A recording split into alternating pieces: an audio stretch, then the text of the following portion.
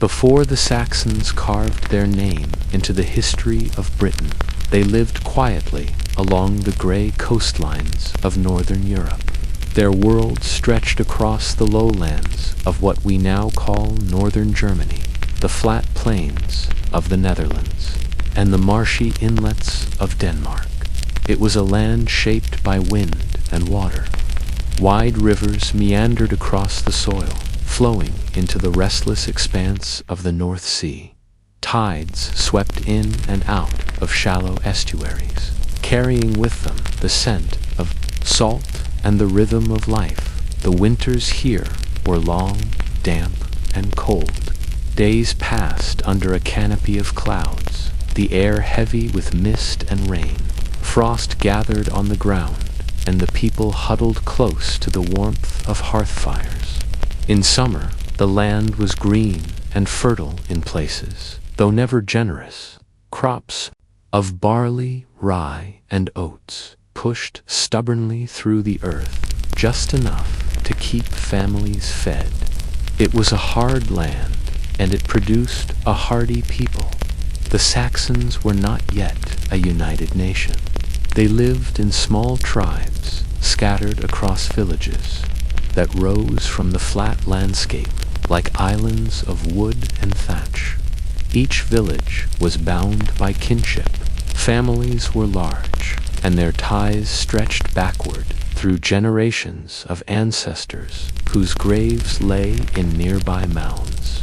Leadership came not from distant kings, but from local chieftains, men who earned loyalty by skill in battle, fairness in council, or the respect of age. Daily life was steady and repetitive, tied to the needs of survival.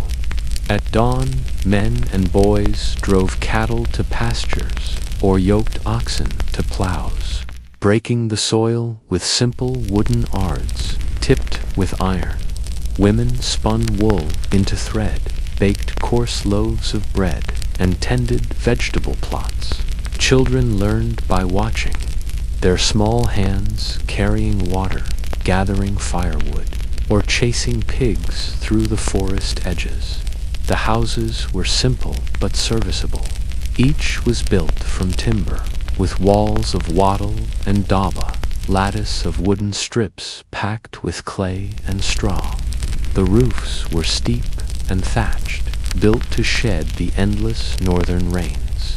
A single room often held an entire family. In the center burned a hearth, its smoke rising slowly into the rafters before drifting out through gaps in the thatch. Around this fire, meals were cooked, stories were told, and sleep was taken on straw mats or low wooden frames. Meals were plain, made from what the land could yield. Stews simmered with beans, peas, or cabbage, flavored with whatever meat or fish could be caught. Bread was coarse, ground from barley or rye, and sometimes baked in clay ovens, sometimes on flat stones by the fire. Honey provided sweetness, when it could be found, collected carefully from wild hives. Though their days were filled with labor, the Saxons found meaning in the cycles of nature and the stories of their gods. Woden, the wise wanderer, was invoked for guidance. Thunner, with his hammer, was protector against storms and chaos. Tea gave strength in battle, while Frigg, the goddess of hearth and home, safeguarded the family. Rituals were small, held in sacred groves or at the edges of streams. Offerings were given not with pomp, but with quiet devotion. A carved figure, a sacrificed animal, a libation of mead poured into the soil. Evenings were times of rest and remembrance. Families gathered around the fire to hear the voices of elders. Stories told of ancestors, of battles fought long ago, of journeys across unknown seas. These tales wove memory into identity, binding the present to the past. The flicker of firelight, the murmur of voices, and the creak of wooden walls in the wind gave the nights a rhythm both comforting and enduring. The Saxons were also a people of the sea. They knew its moods, its dangers, and its promise. Small boats carried them along rivers, while larger vessels ventured into the open waters. These ships, with high prows and clinker-built hulls, carried traders, raiders, and explorers. The sea brought fish to their nets, amber to their shores, and connections to distant peoples. Yet it also carried storms that could sweep away entire fleets, a reminder of forces greater than themselves. Their world, however, was not isolated.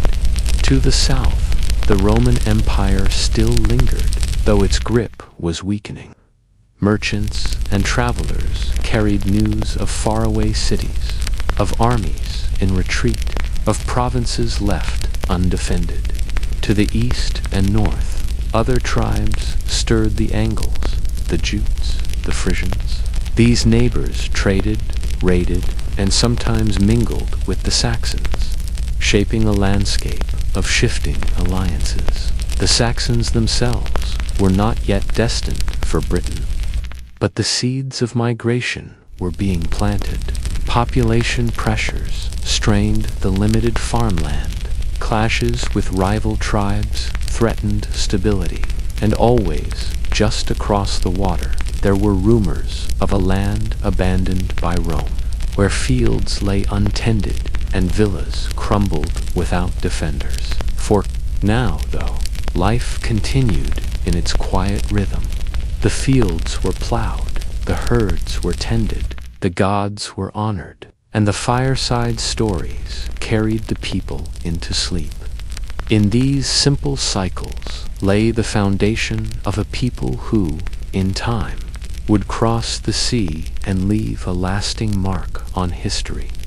Long before the Saxons set foot in Britain, they were but one of several tribes who lived along the wind-swept coasts of the North Sea.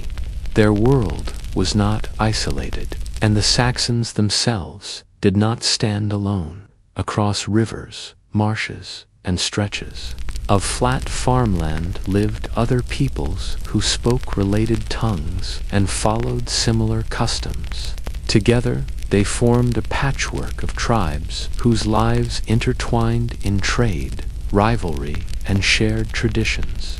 Among these were the Angles, the Jutes, and the Frisians. To understand the Saxons fully, one must also understand these neighbors, for their fates would ultimately converge in the shaping of a new land across the sea. The Angles lived further to the north of the Saxons, in a land that later chroniclers called Angelon, a narrow region in what is now northern Germany and southern Denmark. The landscape of Angelon was modest, low hills, broad meadows, and stretches of coastline that jutted into the sea. The people who lived there were hardy and practical, much like their Saxon kin. Daily life among the Angles mirrored that of the Saxons. Families lived in timber houses, worked small fields, and kept cattle, sheep, and pigs. Barley and rye were their staple crops, while fish and shellfish were gathered from the shallow inlets. Like the Saxons, they believed in gods who guided war, fertility, and the cycles of nature. Woden, Thunner, and Tiu were known to them as well, their names carried in songs and prayers whispered before hunts or battles. The Angles, however, were known for their restlessness. The narrow strip of land they inhabited could not easily support a growing population. As families expanded, pressure grew to seek new pastures. This hunger for space would later drive many Angles to cross the sea to Britain, where their name would leave an indelible mark. The land of the Angles became England to the north of the Angles. On the rugged Jutland Peninsula lived the Jutes. Their homeland was harsher, rocky shores, windswept heaths, and colder winters, the Jutes relied heavily on both land and sea. Their herds grazed in open fields, while their boats ventured into northern waters. The Jutes were skilled shipbuilders, a necessity for a people surrounded by the sea. Their clinker-built vessels carried them not only across short distances, but also into trade routes that connected them to Scandinavia, the Baltic, and beyond.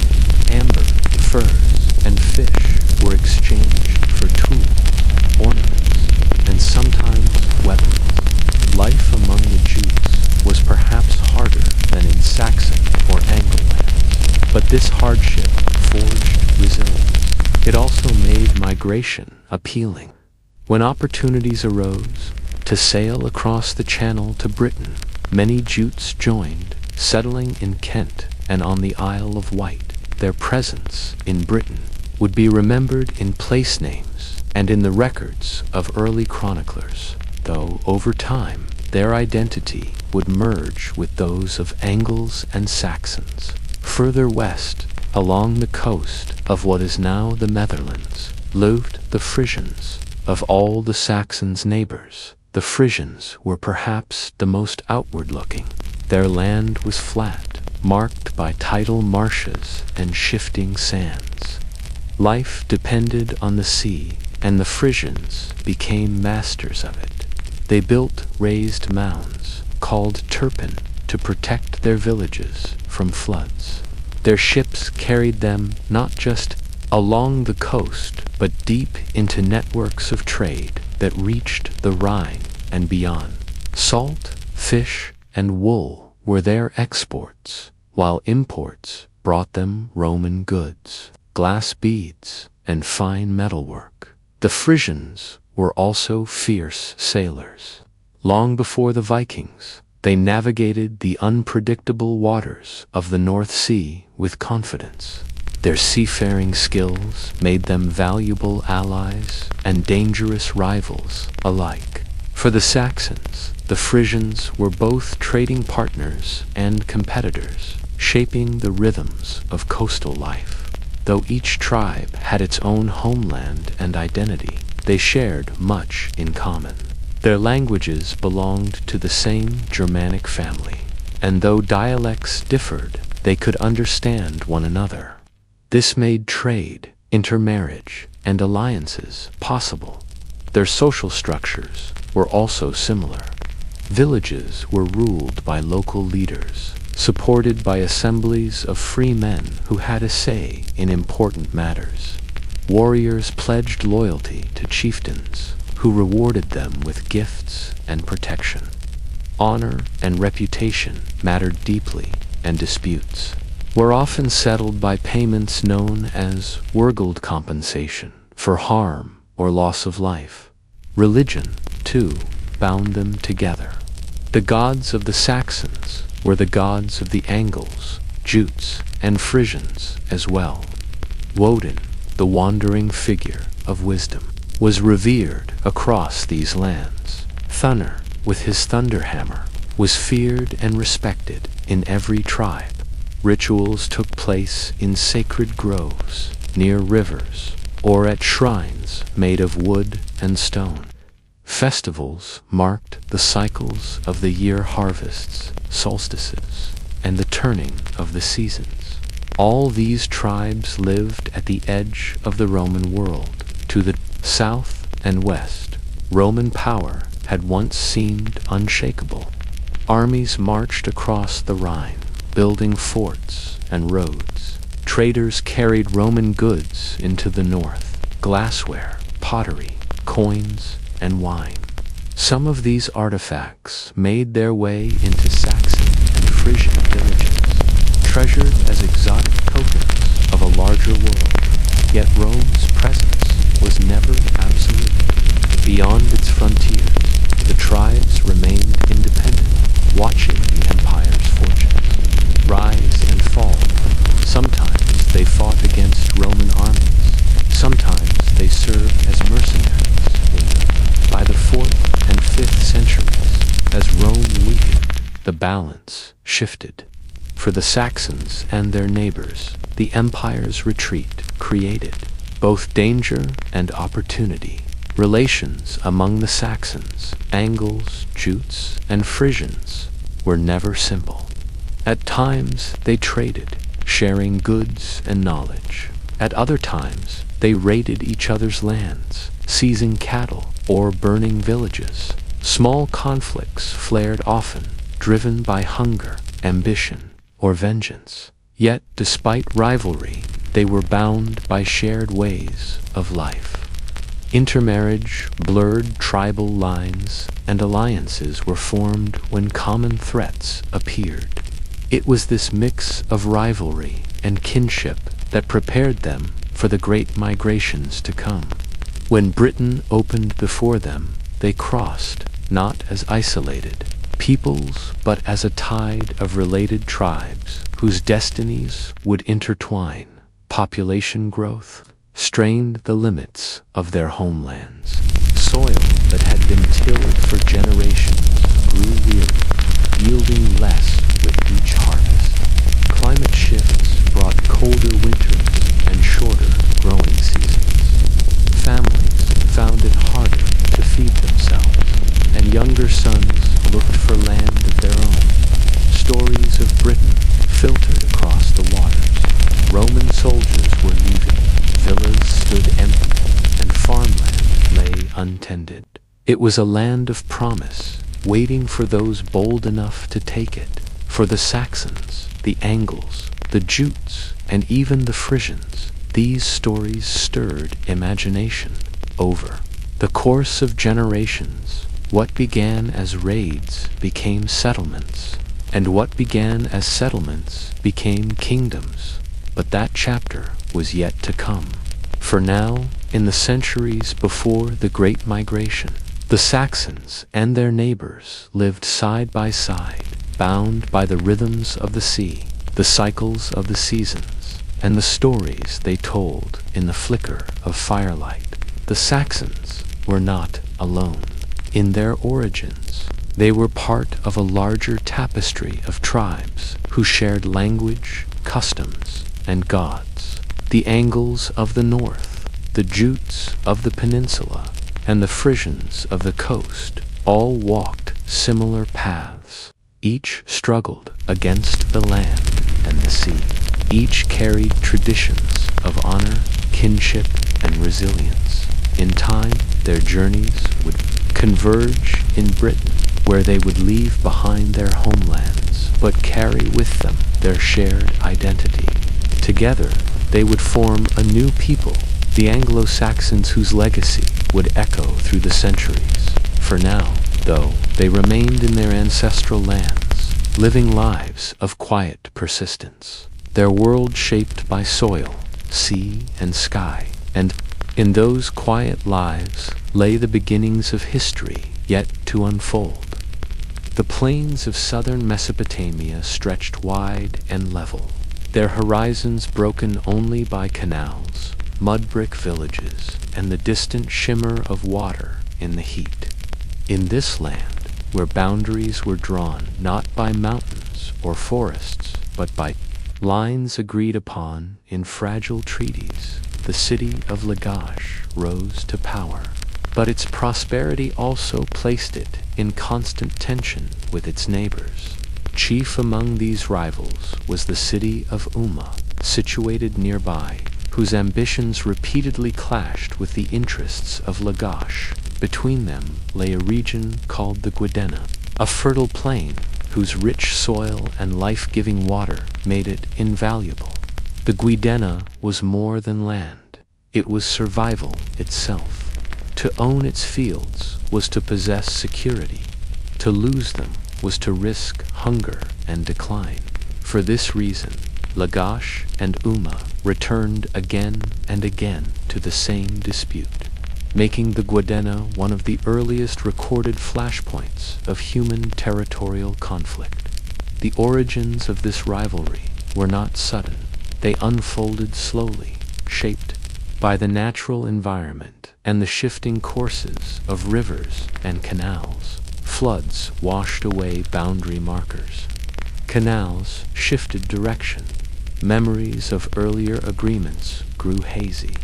What one ruler declared fixed, another declared invalid, and so the question of the Guadena never truly rested. The people of Umma came to believe that the land was theirs by right, while the citizens of Lagash were equally convinced that their god Ningirsu had granted it to them. To the farmers who plowed its fields and the herders who grazed their flocks, upon its grasses the land was simply their means of life. But to their rulers it was a matter of pride, legitimacy, and divine favor. It was in this climate of recurring tension that Inatom Insi of Lagash came to power. He inherited a city whose wealth and order had been secured by generations of rulers before him, men like Yurnans who had strengthened temples and canals. But Inatom faced not only the responsibilities of governance, but the pressing reality of Umma's encroachment upon Lagash's lands.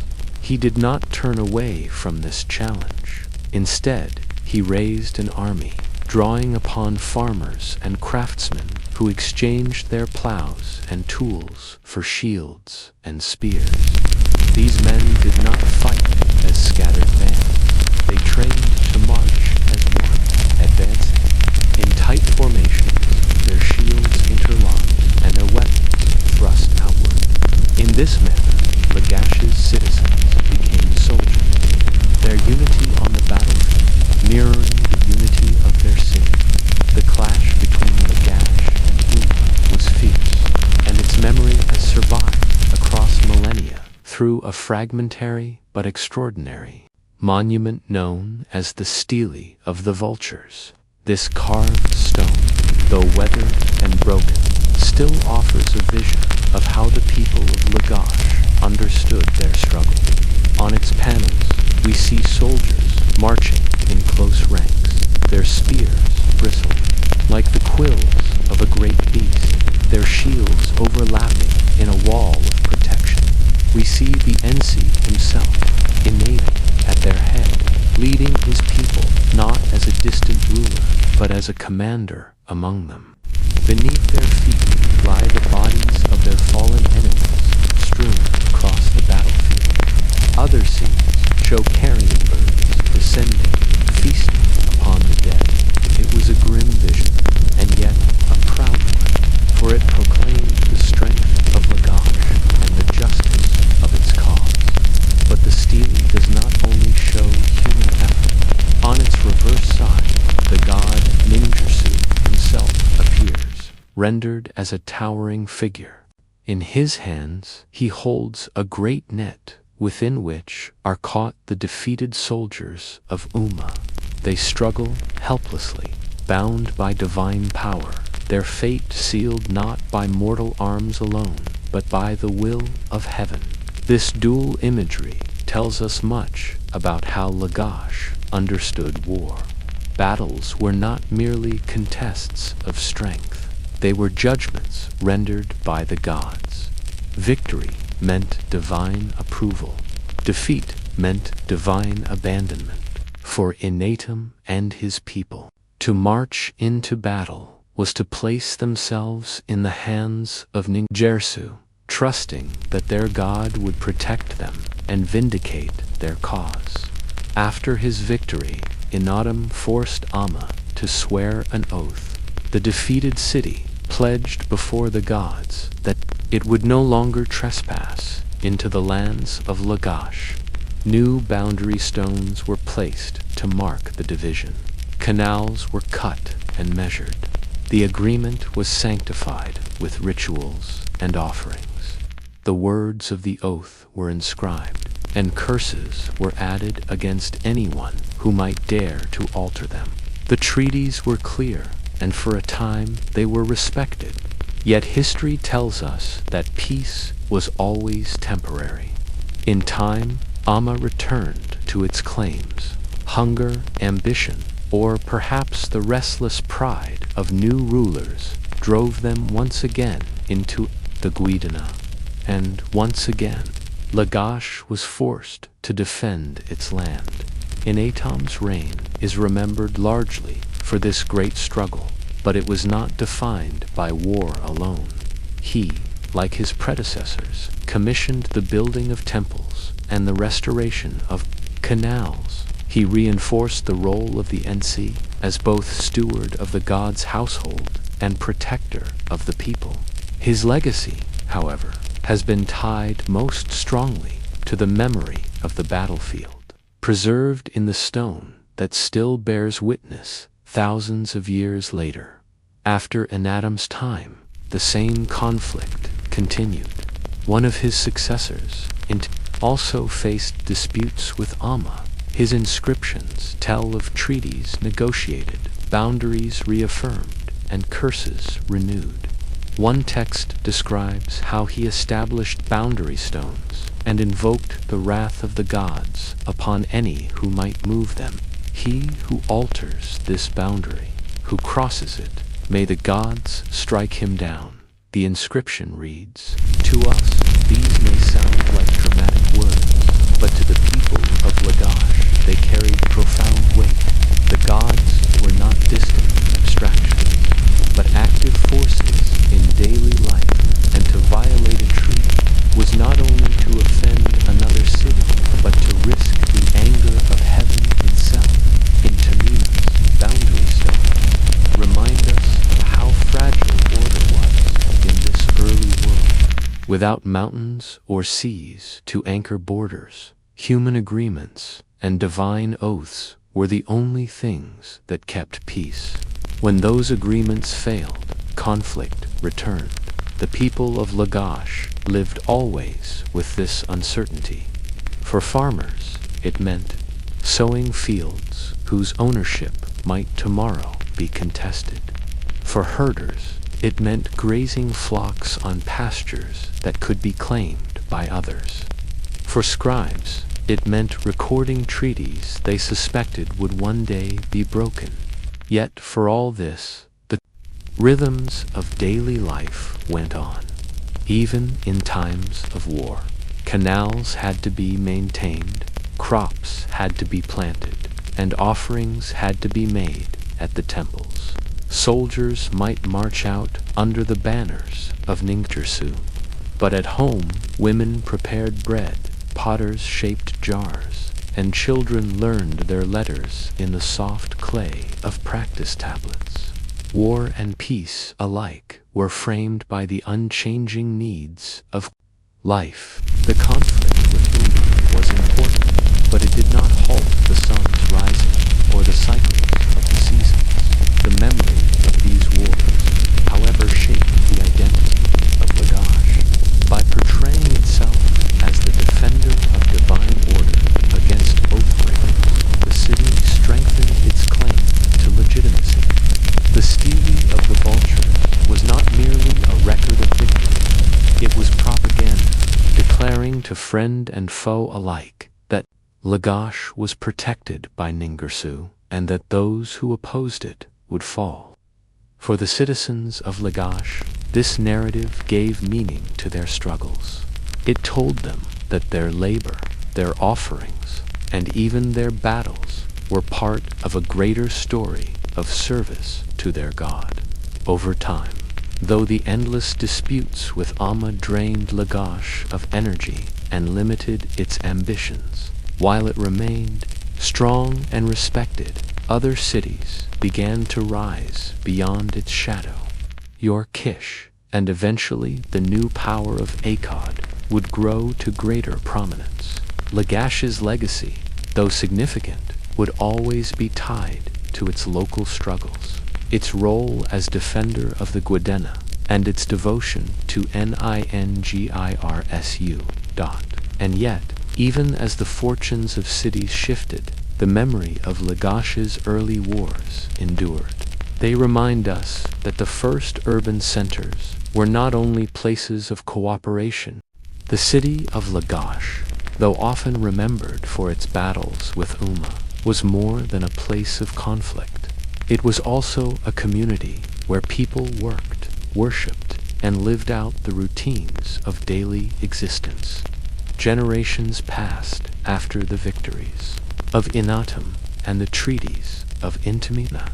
The canals still carried water across the plain. The temples still stood as the heart of civic life. But time and prosperity also brought changes, some welcome, some troubling, and some that would lead to reforms under one of the most unusual rulers in early Mesopotamian history. As the years went on, the temple households of Lagash grew larger and more powerful. At first, this brought stability. The temples organized labor, collected harvests, distributed rations, and oversaw building projects.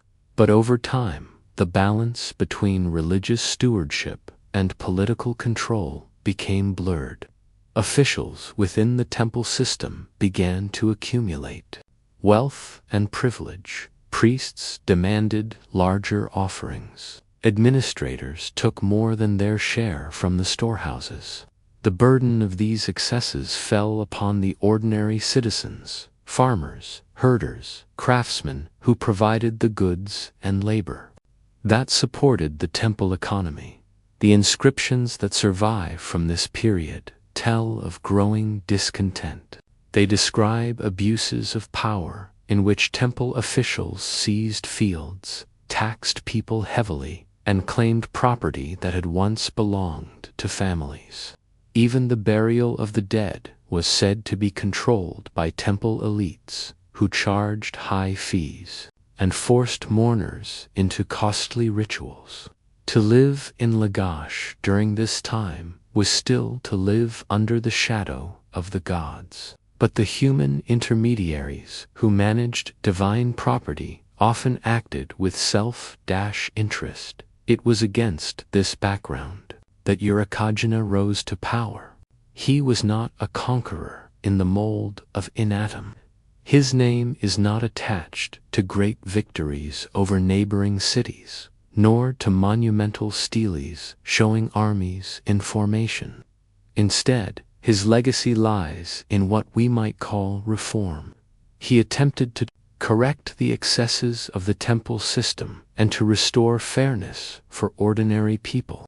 His inscriptions, some of the earliest surviving legal texts in human history, describe a sweeping program of changes meant to protect the poor, restrain the powerful, and bring Lagash back into balance.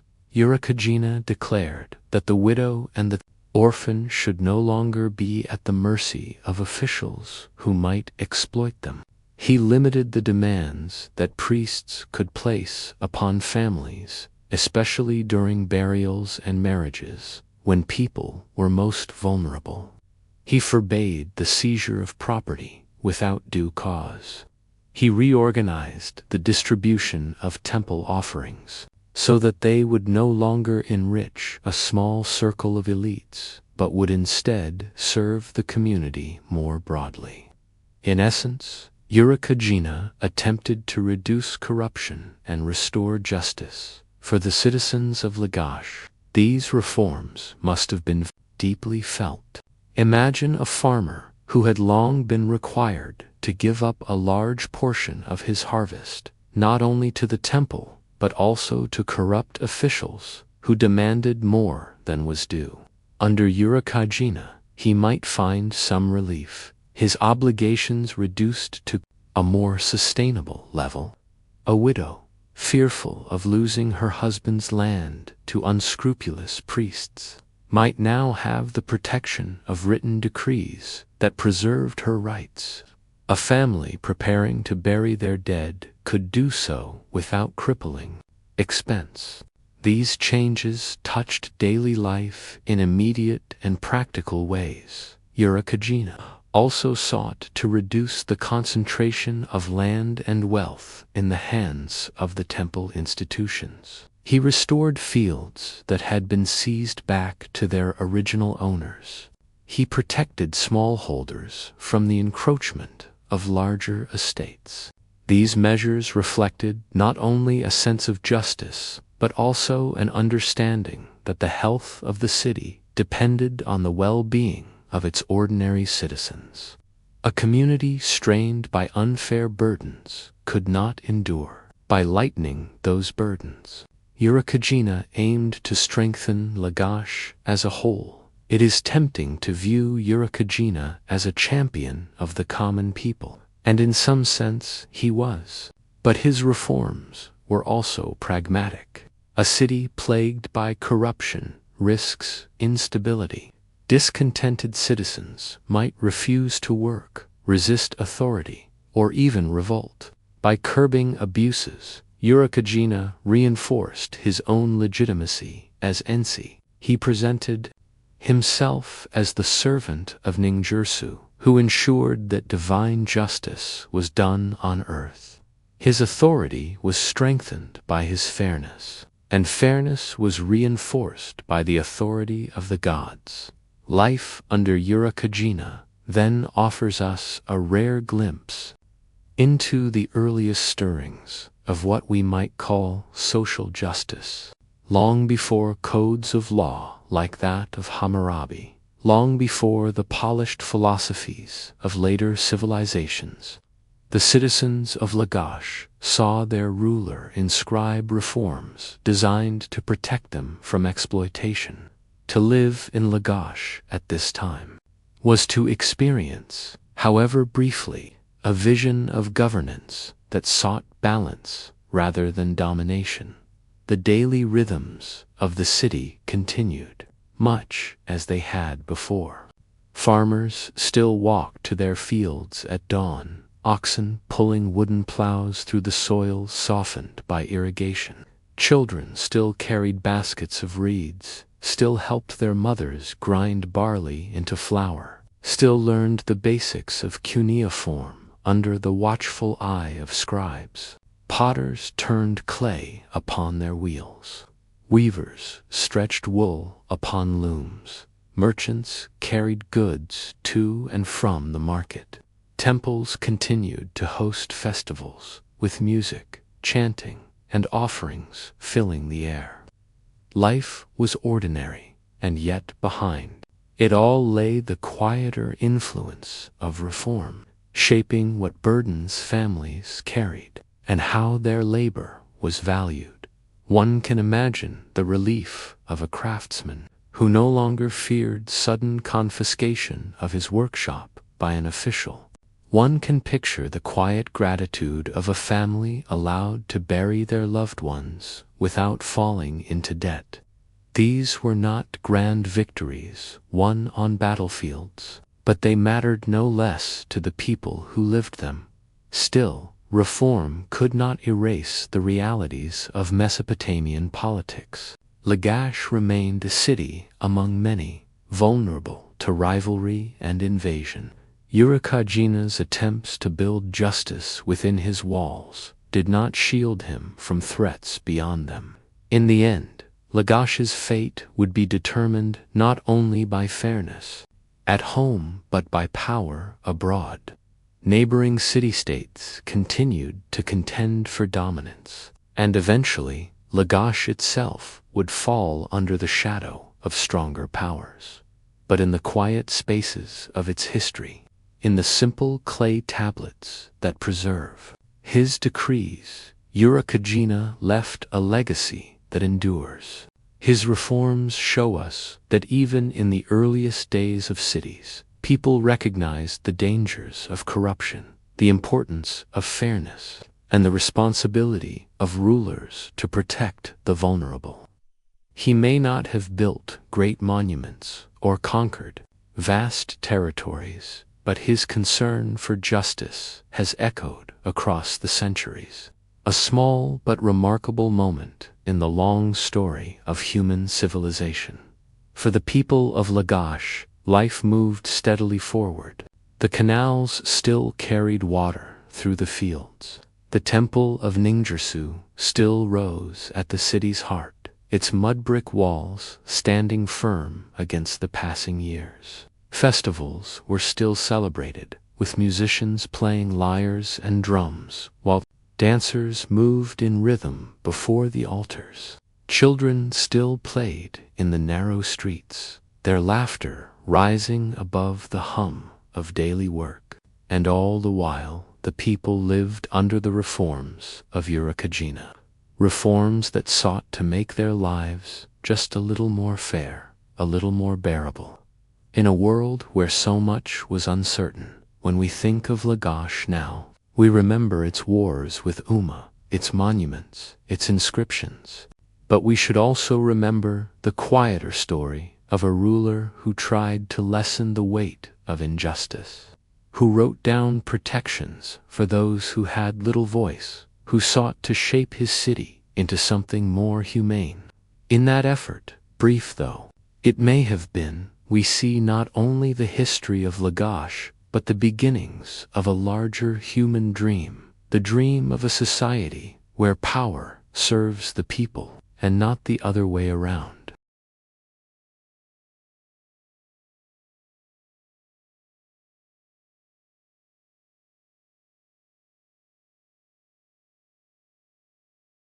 The city of Lagash, like all cities of Sumer, did not remain forever at the height of its strength. The same plains that nourished its fields also left it exposed to the ambitions of rivals, and the same canals that gave life to its people also served as highways for invading armies. The reforms of Urakagina had brought a measure of fairness within the walls, but beyond those walls, forces gathered that no decree could hold back. The city of Amma, so long a rival, found new strength under the leadership of a man named Lugalzagasi, and it was he who would bring an end to Lagash's independence. Lugalzagasi was ambitious, far beyond the usual horizon of Sumerian rulers. Where most kings were content to rule their own city and its surrounding lands, he dreamed of uniting the southern plains under one authority. To achieve this, he began by subduing his neighbors, and among them Lagash was a natural target. Old quarrel over the fertile lands of the Guidena was never forgotten, and the victories of Inatome and Intamina still echoed as memories of humiliation for Uma to defeat. Lagash was not only to gain territory, but to avenge generations of rivalry. The conflict that followed is remembered not through triumphal monuments of Lagash, but through inscriptions of its conqueror. Lugalzagasi boasted that he had destroyed the city, that he had carried fire and ruin into its temples, that he had broken its walls and humbled its people. The proud center of Ningjersu's worship was desecrated, its wealth plundered, its authority shattered. Where once the stele of the vultures had proclaimed victory and divine favor, now Lagash tasted defeat and the bitter silence of fallen stones. For the citizens of Lagash, the conquest was not a matter of lofty inscriptions, but of lived experience. They saw the smoke rising above their streets. They heard the cries of families separated and the clash of weapons in narrow lanes. Temples that had once been places of refuge became scenes of violation. Storehouses were emptied. Statues of gods were carried away as trophies. For those who had trusted in the eternal protection of Ningirsu, it must have been a time of confusion, sorrow, and despair. Did their god abandon them? Had the oaths sworn on boundary stones meant nothing? Or had the balance of divine favor shifted to Uma and its ambitious king? These were questions whispered in the quiet after conquest, questions without easy answers. And yet, even in the face of defeat, daily life did not entirely vanish. The canals still flowed, though they were neglected. The barley still sprouted in the fields, though the harvest was taken by new masters. Families still gathered within their mud-brick homes, though their conversations were hushed and uncertain. Life continued, but it was life under domination, life lived at the will of another city's ruler. To be a citizen of Lagash in this time was to live with memory, to recall a time of strength and justice now replaced by submission. His ambitions carried him across Sumer, city by city, until he proclaimed himself king of the land. For a brief moment, he appeared to have succeeded where others had failed, bringing unity to the fractious world of the southern plain. But his reign was short-lived, for beyond Sumer, new powers were rising. From the north came Sargon of Akkad, a man of humble origins who would carve out the world's first empire. Sargon defeated Lugalzagasi, bound him, and displayed him publicly as a conquered king. With this victory, Lagash and all of Sumer entered a new era. No longer the stage of local rivalries, but part of a larger imperial order. For the people of Lagash, this shift must have been both strange and unsettling. They had known conflict with their neighbors, disputes over fields and canals. But now their city was absorbed into something larger, ruled from a capital far away. Orders came not from the Insi of Lagash, but from the court of Akkad. Soldiers patrolled whose language carried northern accents. Taxes and tributes flowed not only to local temples, but to distant rulers. The rhythms of daily life continued, yet they did so beneath a wider shadow. Still, even in decline, the memory of Lagash endured. Families passed down stories of Anatem's victories, of Antemenus' treaties, of Eurycagina's reforms. Scribes copied old inscriptions. The stele of the vultures, broken but not forgotten, lay as a reminder of past glory. The city that had once defended the Guadena and proclaimed justice in the name of Ningirsu was not erased entirely. It lived on in fragments, in ruins, in the stubborn persistence of its people. Defeat did not erase the needs of daily existence. Farmers still guided their plows. Women still ground barley into flour. Children still played along the canals, their laughter mingling with the calls of water birds. Potters still shaped clay into jars, and weavers still drew thread across wooden looms. Life in Lagash became quieter, more subdued, but it remained life.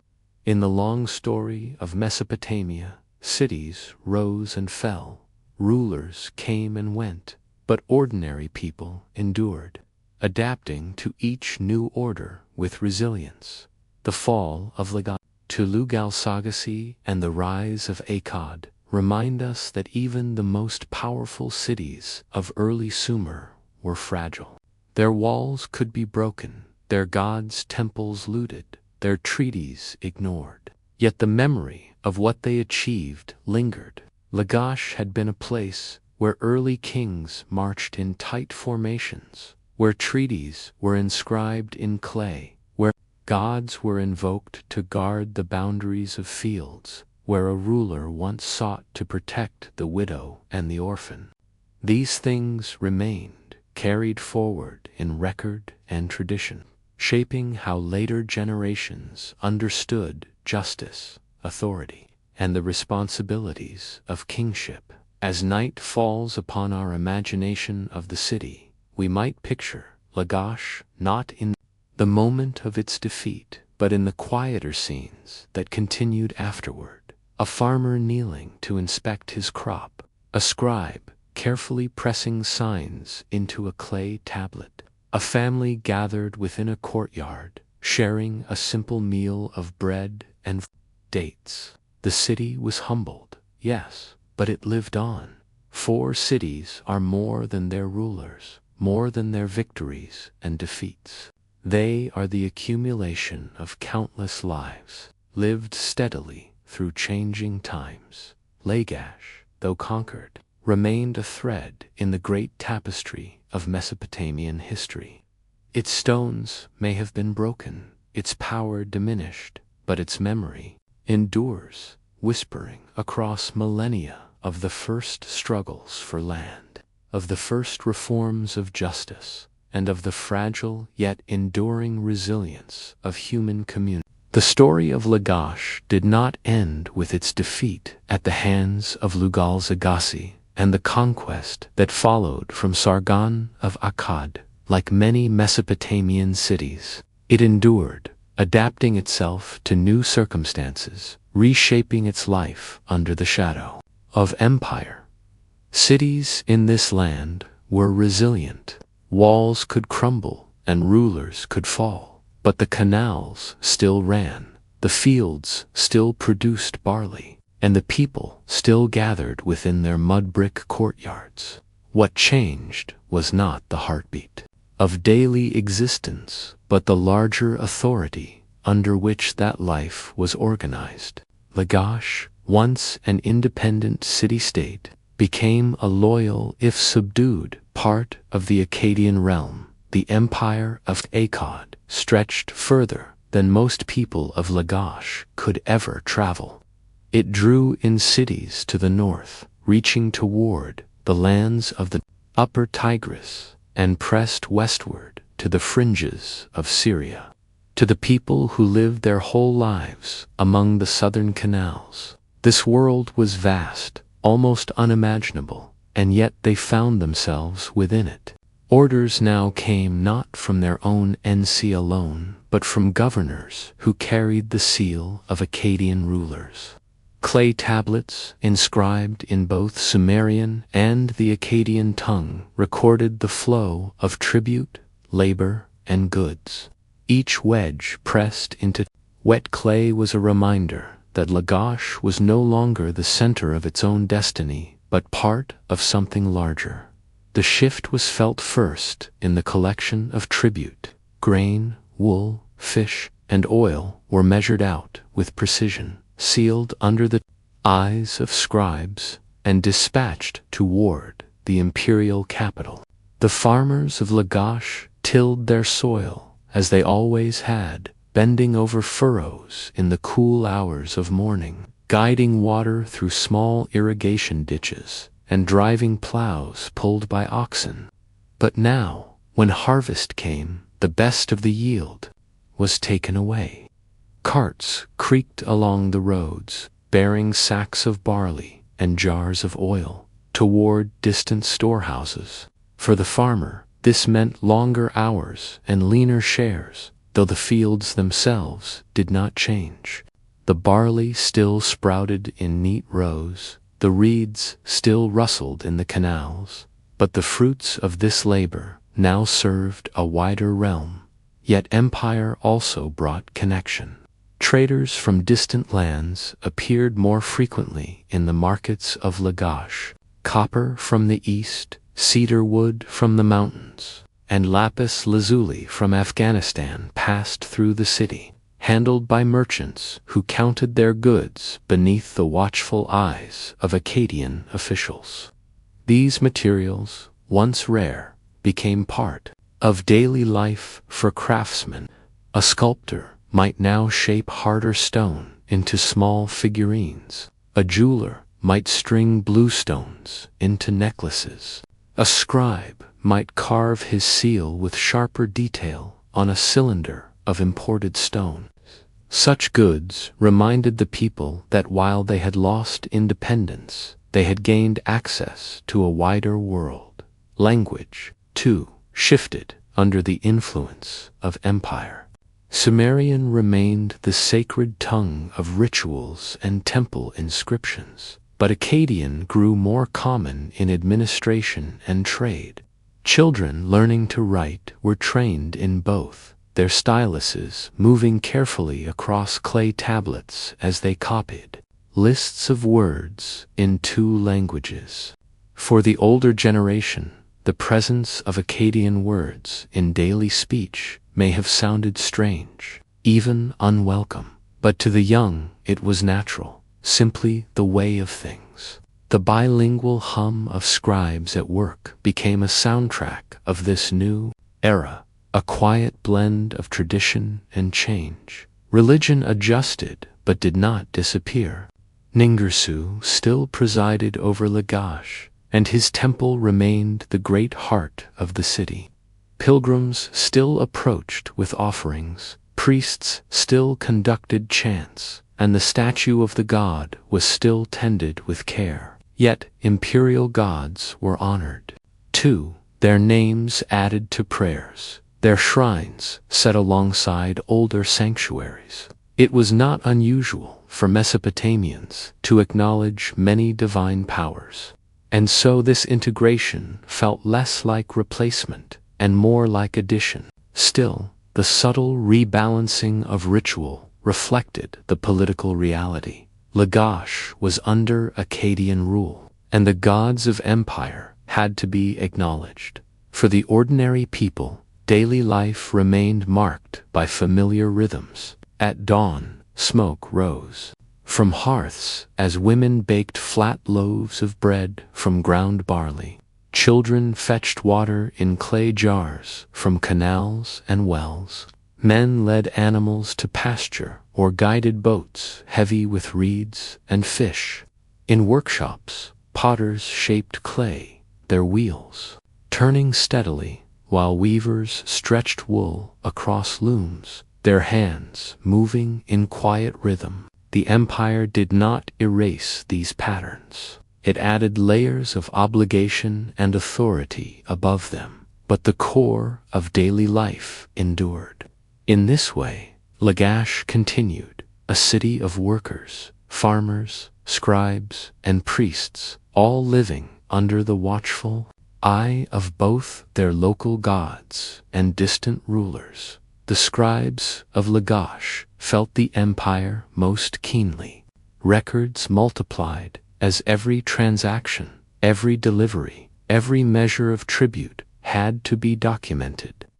The scratching of styluses against clay echoed in storerooms filled with tablets. Cylinder seals of Akkadian style impressed scenes of kings, soldiers, and gods onto the wet surfaces, declaring authority in images as well as words. To be a scribe was to stand at the crossroads of tradition and empire, copying the old hymns to Ningirsu in one tablet while inscribing quotas of barley for Akkadian officials on another. Their work preserved the memory of Lagash's past even as it secured the demands of its present. The city's streets still carried the same smells of baking bread, roasting fish, and damp reeds drying in the sun. The same narrow lanes wound between houses of mud brick, their walls patched after each rainy season, their roofs covered with mats to block the heat. Children still chased each other through the alleys, their laughter unchanged by politics. Yet in these same streets, imperial soldiers sometimes marched, their presence a reminder that Lagash was not free. Their helmets gleamed in the sun, their weapons carefully maintained, their accents marking them as men from the north. For the people watching them pass, there may have been unease, but also a recognition that these soldiers enforced stability, keeping order among cities that had once fought one another endlessly. Conversations within households revealed the mix of resignation and adaptation. An old man might grumble about the tribute owed to Akkad, remembering days when Lagash had been master of its own fields. A young scribe might speak eagerly of new opportunities, hoping to serve in the imperial court. A mother might measure out flour carefully, worrying whether the ration would last until the next delivery. A priest might remind his listeners that the god's will was mysterious, and that even the rise of distant rulers must be accepted as part of divine order. These were not loud debates, but quiet exchanges. woven into the fabric of daily life, reflecting the balance between memory of the past and acceptance of the present. Over time, the children of Lagash grew up knowing only empire. For them, independence was a story, not a reality. They heard tales of Anadam's victories, of the boundary stones in the Guidena, of Urukagina's reforms. They listened as elders recited the names of past rulers, but they themselves bowed to Akkadian authority without question. For them, empire was not loss, but simply the world as it existed. The cycle of memory shifted with each generation, as living recollection faded into story, and story became legend. Even so, the city's past remained visible in its ruins and inscriptions. Broken steles still stood in the fields. Clay tablets preserved in temples still carried words of earlier rulers. The names of Ningirsu, Urukagina, and Anadam were still carved in stone, whispering of a time when Lagash had stood tall. The people did not forget entirely, even as they lived in a new reality. To walk through the city was to walk in layers of time, where the present of empire rested upon. Life in Lagash under the Akkadian Empire unfolded not through sudden upheavals, but through the slow and steady rhythm of ordinary days. The city was no longer free to decide its fate, but for most of its inhabitants, what mattered most was not the distant rule of Sargon or his successors, but the familiar tasks that filled the hours from dawn until dusk. The empire formed the backdrop, but the stage of life was set in kitchens, in fields, along canals, and within the narrow lanes of the city itself. To fall asleep with Lagash is to enter this world of steady repetition, where the details of living became the substance of history. The day began early, long before the heat of the Mesopotamian sun rose over the plain. Farmers stirred from their reed mats while the sky was still dim. In the courtyards of simple houses, women ground barley into flour on stone querns, pushing heavy stones back and forth with practiced strength. The scraping sound echoed quietly in the stillness of morning. Small fires were lit in clay hearths, smoke curling into the cool air as bread was baked on flat clay pans. Children carried jars to the canals, balancing them carefully on their hips as they filled them with water, then staggered back to their homes. Life in Lagash always began with preparation for labor, the nourishment and supplies needed to sustain the day's work. For the farmer, the central task was the field. Barley remained the staple crop as it had for centuries. Irrigation defined its success. Farmers walked along narrow embankments between canals, opening and closing small channels with their feet or with clumps of clay to let water pass where it was needed. The soil of the alluvial plain was rich, but required constant attention. Too little water, and the fields dried. Too much, and they flooded. Each decision shaped the harvest months later. Farmers bent low to pull weeds, guided oxen yoked to wooden plows, and scattered seed by hand, casting it wide with practiced gestures. These movements were repeated day after day, year after year, forming a rhythm as steady as breathing dot beyond the fields. Shepherds tended flocks of sheep and goats. Their animals grazed in pasturelands or on the stubble left behind after harvest. Sheep provided wool, one of the great resources of Lagash, spun into thread and woven into cloth that was traded both locally and across the empire. Goats gave milk, and sometimes their skins were used for water containers. The bleating of flocks carried across the plain, a sound as familiar as the rush of water in the canals. Shepherds lived much of their lives outdoors, guiding their animals beneath the wide Mesopotamian sky, sleeping near them to guard against thieves or predators, moving with them from one patch of grazing to another. Within the city itself, artisans filled workshops with the sounds of craft. Potters shaped clay, spinning their wheels with steady pressure, their hands smoothing the wet surface of jars, bowls, and storage vessels.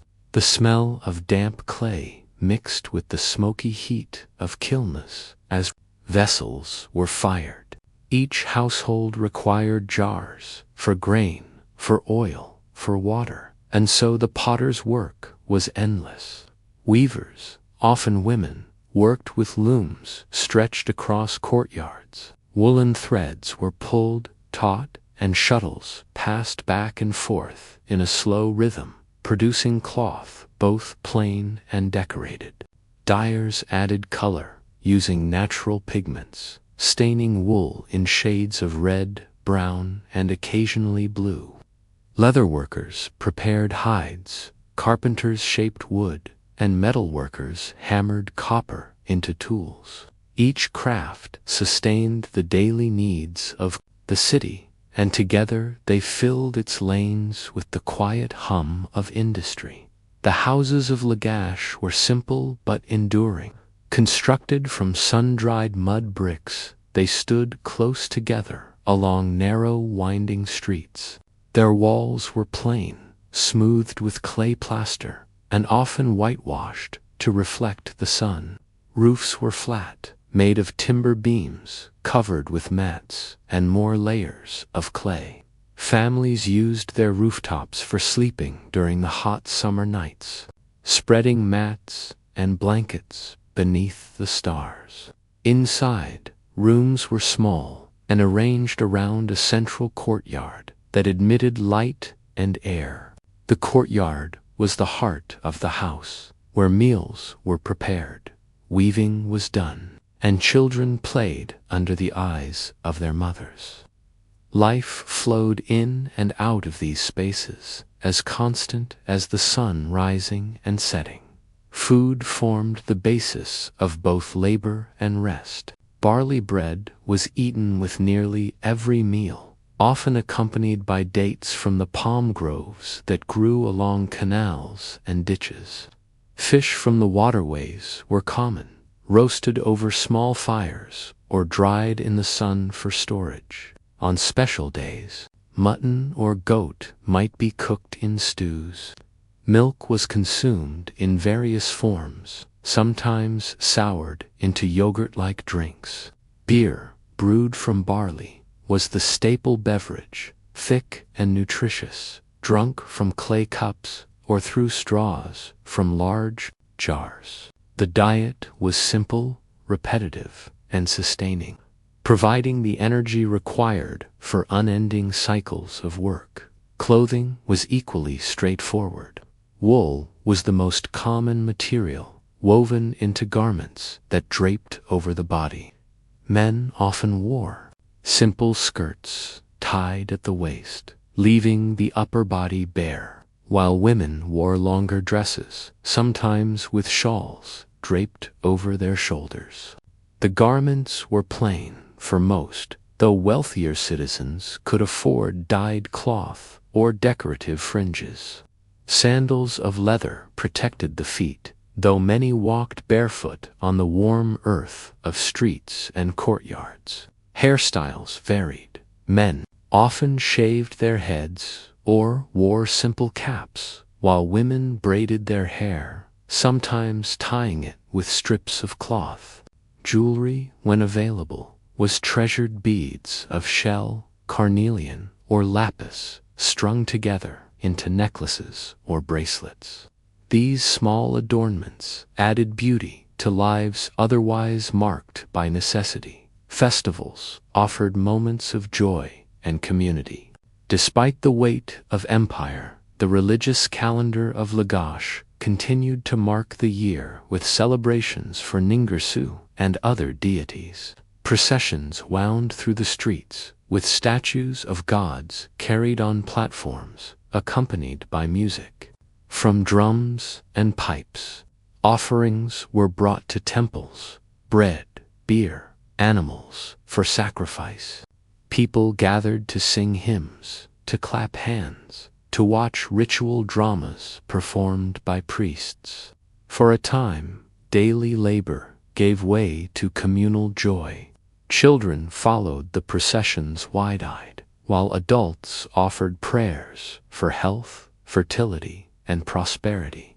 These festivals reaffirmed the bond between the people and their gods, a bond that persisted even under foreign rule.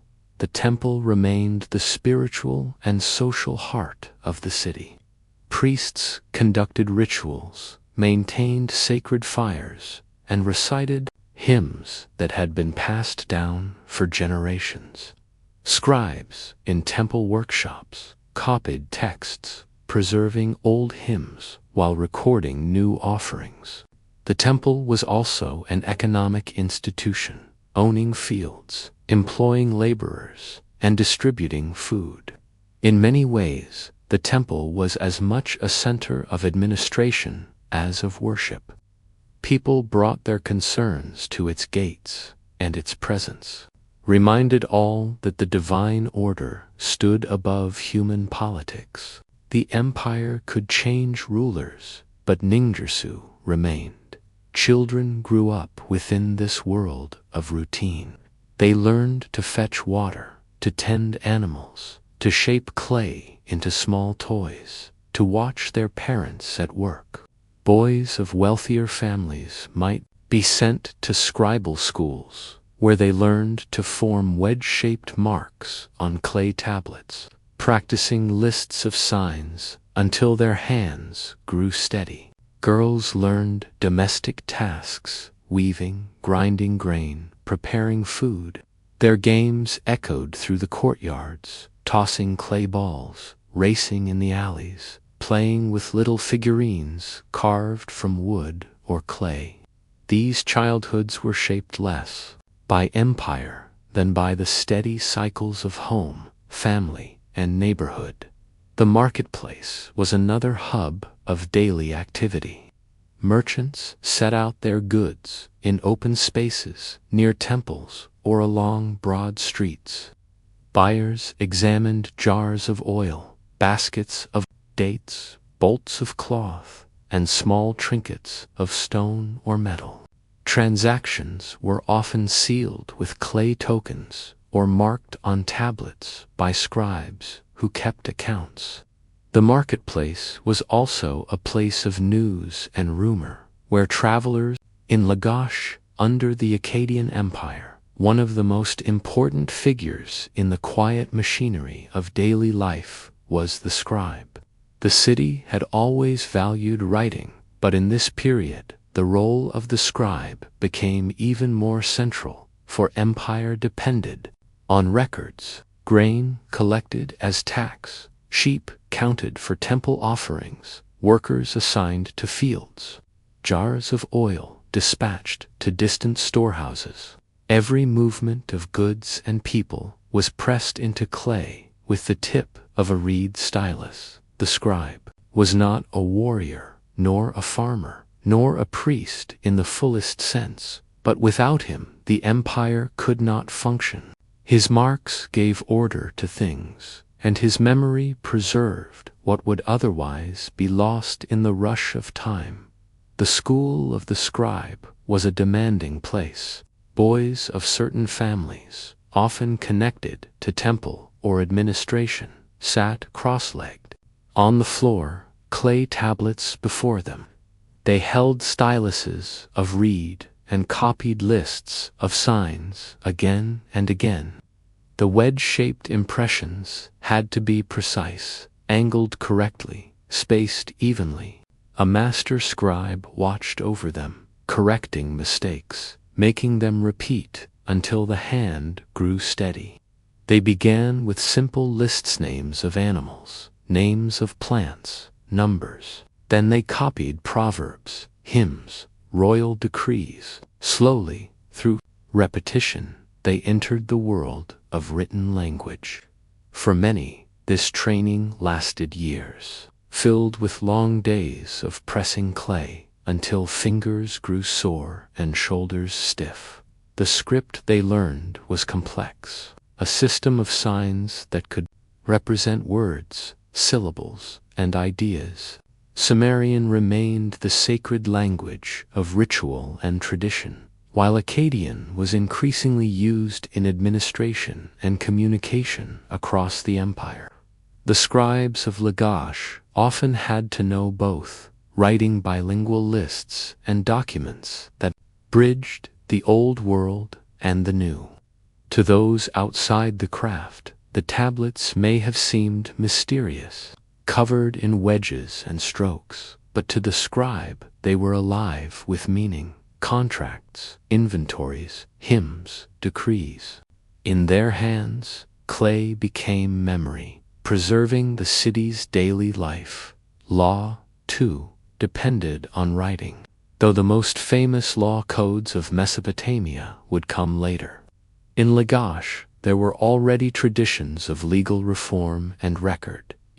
A ruler before the empire had been remembered for issuing decrees to protect the poor from the abuse of officials, and echoes of that reform lingered in memory.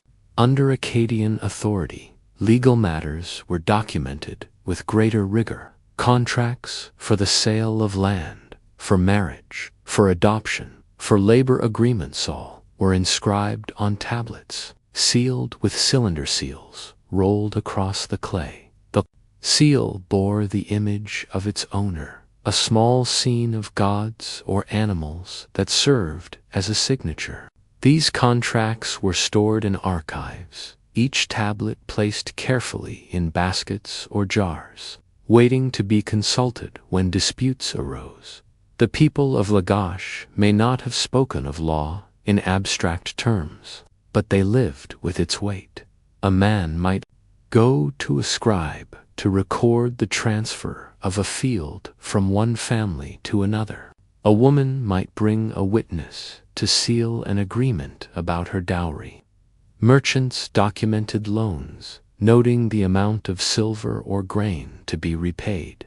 Workers signed agreements for service, promising to labor for a certain number of months in exchange for rations. In all these acts, clay tablets became silent witnesses, ensuring that memory was fixed, that words spoken were not forgotten. Law was not just a decree from above, but the daily act of recording promises and obligations. The archives of Lagash grew heavy with these records.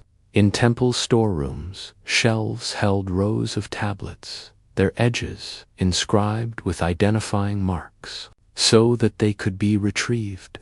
The smell of dried clay filled these rooms, and the air carried the faint dust of centuries. To step into such a space was to step into the memory of the city. Each tablet was small, but together they formed a web of connections. Who owed what? Who had promised what? Who had received what? For the ordinary people, these tablets were distant. Their skill gave them status, but they were also servants of temple and state.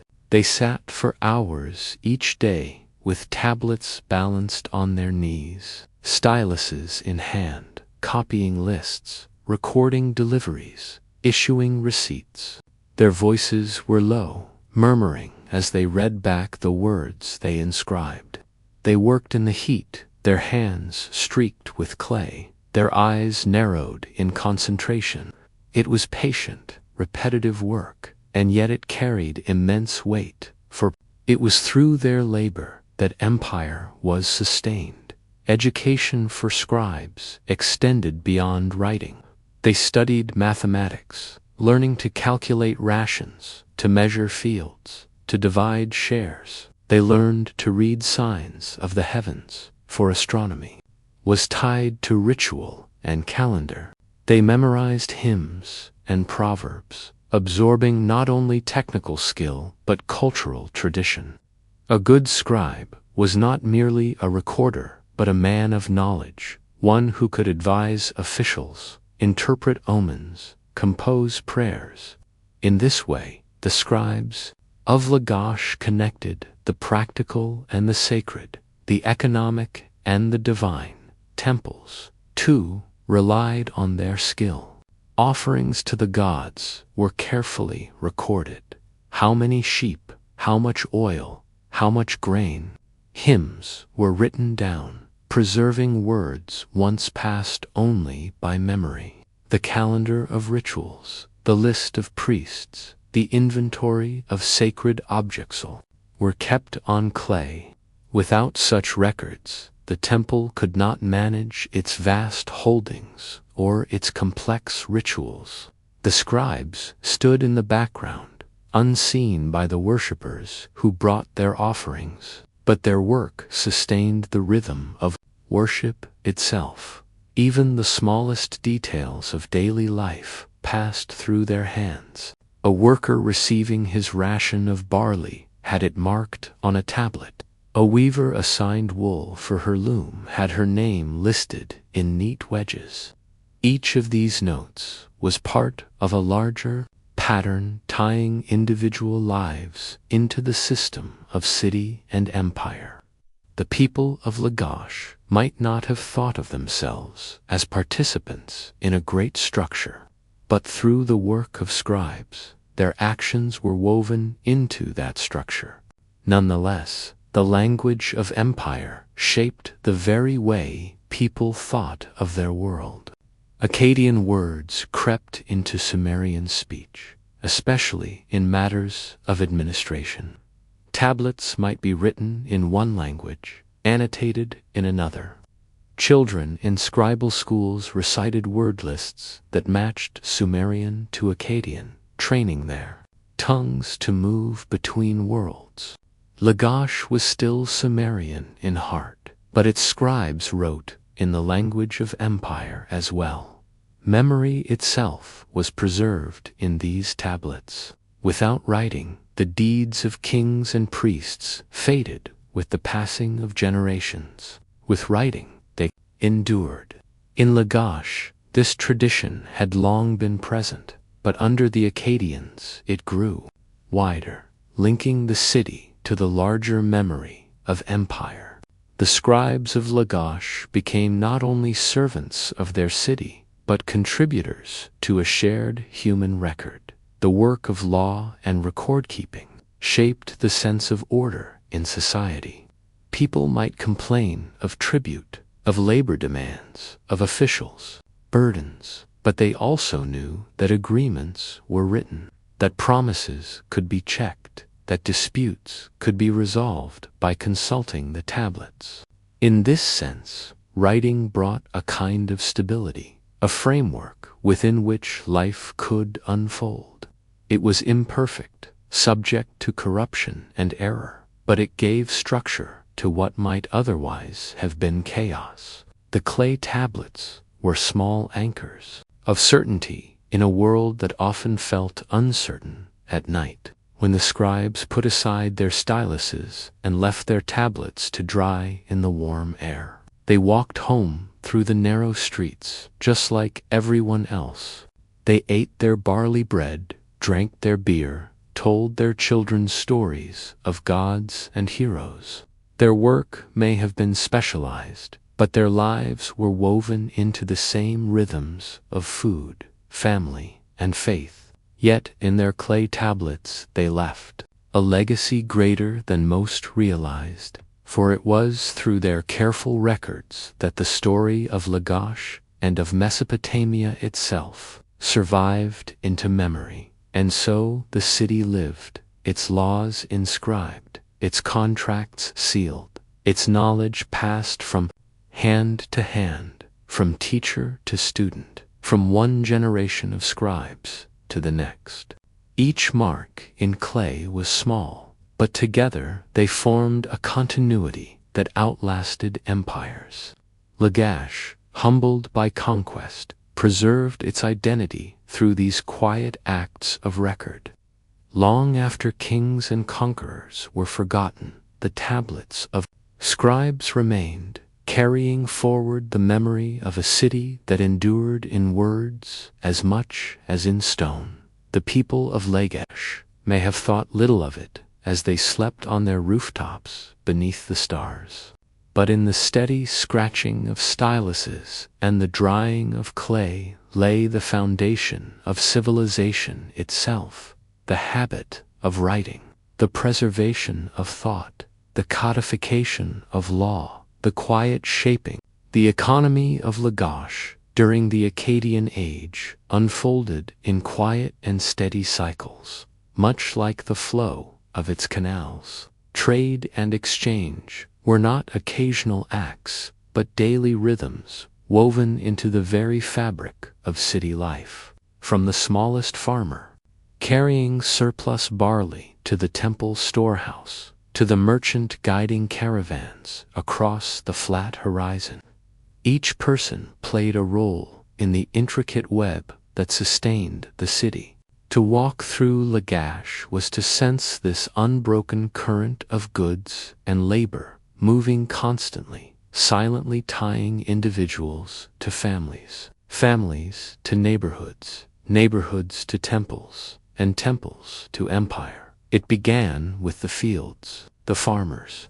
Harvest was not his alone. Barley, wheat, dates, onions, and garlic, gathered after months of labor, were divided carefully. A share went to the family to eat and store. Another portion was carried along dusty tracks to the temple storehouses, where scribes weighed and measured it, pressing the transaction into clay tablets. The state required its own share as well, collected as tax or tribute. This system ensured that no harvest remained entirely private. The produce of one man's land became part of the collective wealth of the city, and from there, part of the empire's lifeblood. Storehouses filled slowly, their rooms packed with jars of grain sealed with clay stoppers, each marked with the sign of the official who oversaw the delivery. Tall baskets held dates dried in the sun until their sweetness grew dense and lasting.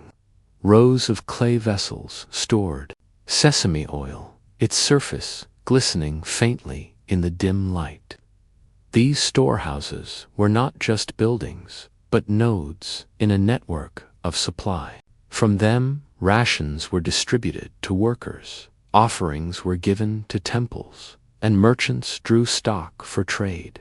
The abundance of Lagash was carefully guarded, recorded, and rationed, never left to chance. The ration system touched nearly everyone. A worker employed on a canal received daily measures of barley, sometimes a jar of beer, perhaps a little oil. A craftsman weaving wool for the temple might be allotted grain for his household, the payment written onto a tablet and sealed. Even the lowest laborer understood the weight of these rations, for they were the means by which families survived. To miss a ration day meant hunger. To have one's share reduced was a quiet disaster. And so the rhythm of distribution tied each person to the broader structure of the city's economy, a bond reinforced by scribes and seals as much as by custom. Merchants formed another vital link in the system. They traveled by land and water, carrying goods from Lagash outward and returning with treasures from distant regions. The rivers and canals were highways, their currents carrying boats laden with jars, baskets, and bundles. Flat-bottomed vessels moved slowly through the waterways, pushed by poles or guided by sails when the wind was favorable. The boats creaked under the weight of cargo, grain destined for other towns. woolen cloth woven in Lagash's courtyards, reeds cut from its marshes, fish dried under its sun. The movement was steady, never hurried, for river travel required patience. On land, caravans stretched across the horizon.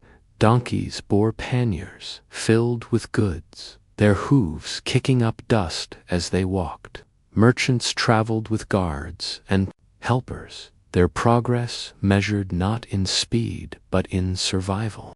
Paths led eastward toward the Zagros Mountains, where timber and metals could be obtained. Others extended southward, linking to routes that eventually touched the Gulf, bringing shells, pearls, and exotic stones. To the west lay the open trade, toward other Sumerian cities and, beyond them, toward the lands that connected with the Mediterranean.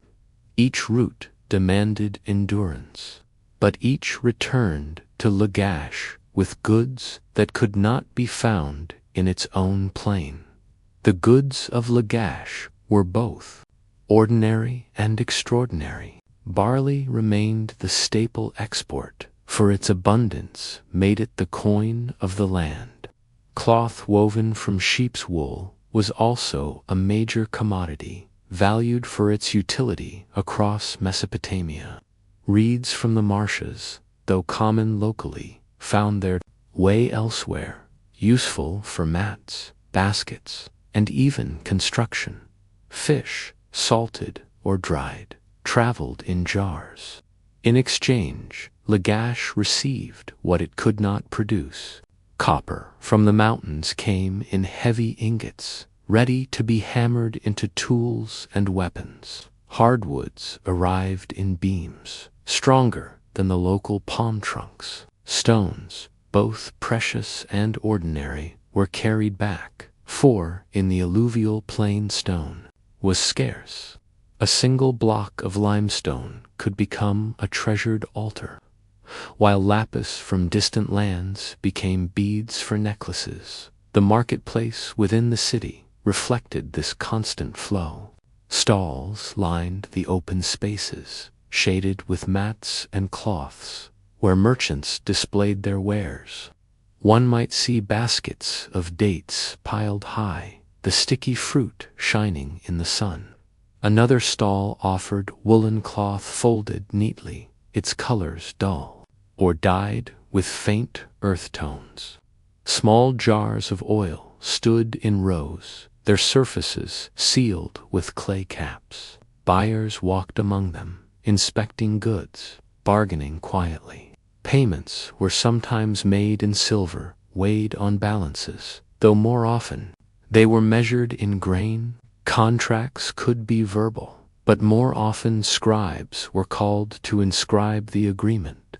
Even the purchase of a few jars might leave behind a tablet, sealed with a cylinder depicting a lion or a god. Trade tied Lagash not only to its neighbors, but to the vast system of the Akkadian Empire. The reach of Akkad meant that goods could circulate more freely across long distances, protected by imperial armies and administered by imperial officials. Merchants from Lagash could move with a degree of safety, their travels recognized under the authority of Sargon and his successors. In return, Lagash itself was required to contribute to the needs of empire. Soldiers, grain, cloth. The empire gave and took, and the economy of Lagash was bound ever tighter to it. The presence of foreign goods within the city left subtle marks on daily life. A household might possess a vessel made from imported stone, cool and smooth to the touch.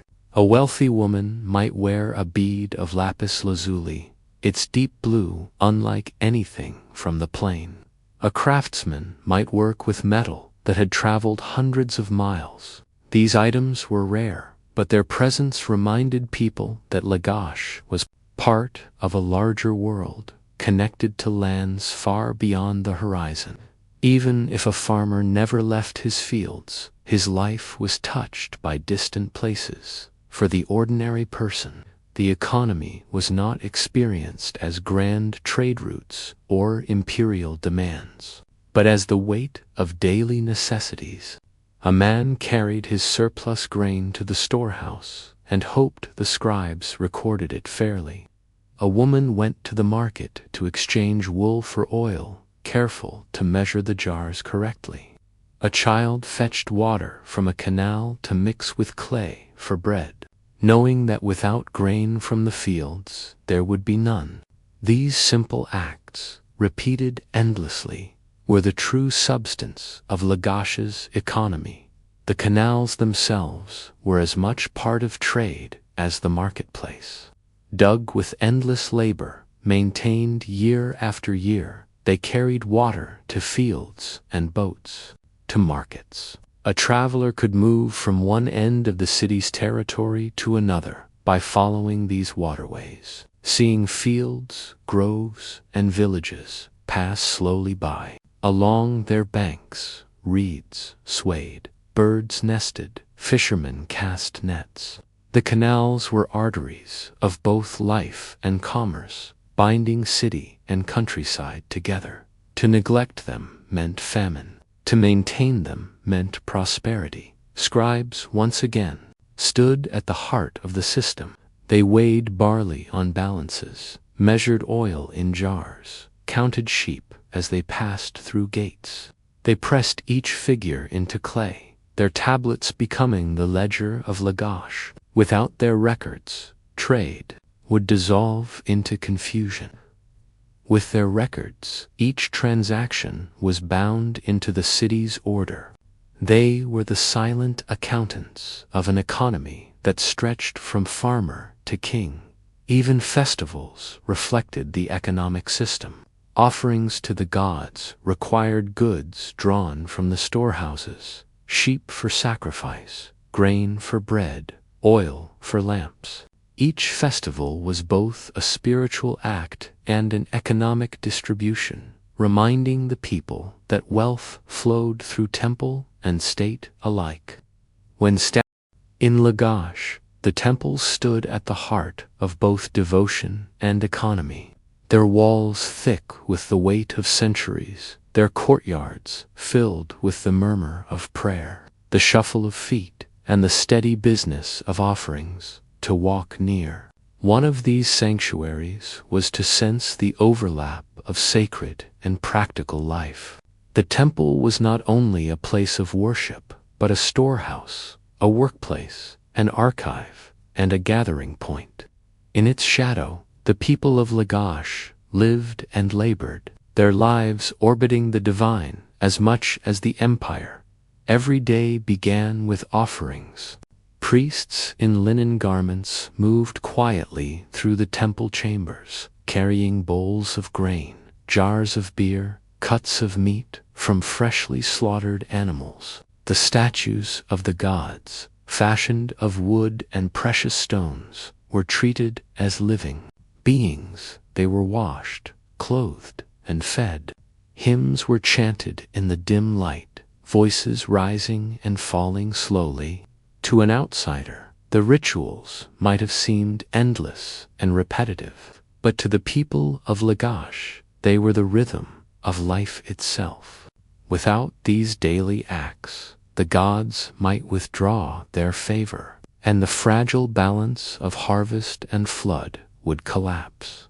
The goods used in worship came directly from the economy. Sheep raised in temple flocks were slaughtered in courtyards, their blood spilling onto stone drains that carried it away. Barley measured in storehouses was baked into bread for offerings. Oil pressed from sesame seeds glowed in lamps during night rituals. Dates sweetened the meals of gods as they did those of men. Each object was both practical and sacred, drawn from the labor of the land and returned to the divine. The priests oversaw this cycle with care, ensuring that the offerings were regular, abundant, and properly recorded by scribes. Festivals brought these acts into larger scale. Several times a year, the temples organized great ceremonies that drew the entire city. Statues of the gods were lifted onto litters and carried in procession through the streets. Priests walked ahead, chanting, while musicians played slow and steady rhythms. Citizens followed, carrying offerings, lighting small lamps, or simply watching in reverent silence. The streets filled with color and movement, and for a time the ordinary pace of trade and labor was set aside. The gods themselves were believed to leave their sanctuaries and travel among the people, ensuring prosperity and protection. The festivals were also moments of redistribution. From the temple's storehouses, large amounts of grain, beer, and meat were released. Workers and families received portions, feasting together under the open sky. What had been collected as tribute and offering was returned to the community, a cycle that reinforced both faith and loyalty. The gods gave back what was given to them, reminding the people that devotion and sustenance were bound together. 2. Eat bread distributed at a festival was not only to satisfy hunger, but to taste the blessing of the divine. The priests held immense influence, for they directed not only ritual but economy. Temples controlled large tracts of land, worked by laborers who plowed, sowed, and harvested for the gods. They managed flocks of sheep and herds of cattle, with shepherds tending animals across the plain. They supervised workshops where women wove wool into cloth destined for both trade and ritual. They employed scribes to track every jar of oil, every basket of grain, every shipment of reeds. The temple was a world within the world, its wealth rivaling that of kings, its influence touching every household dot. To serve as a priest was both an honor and a burden.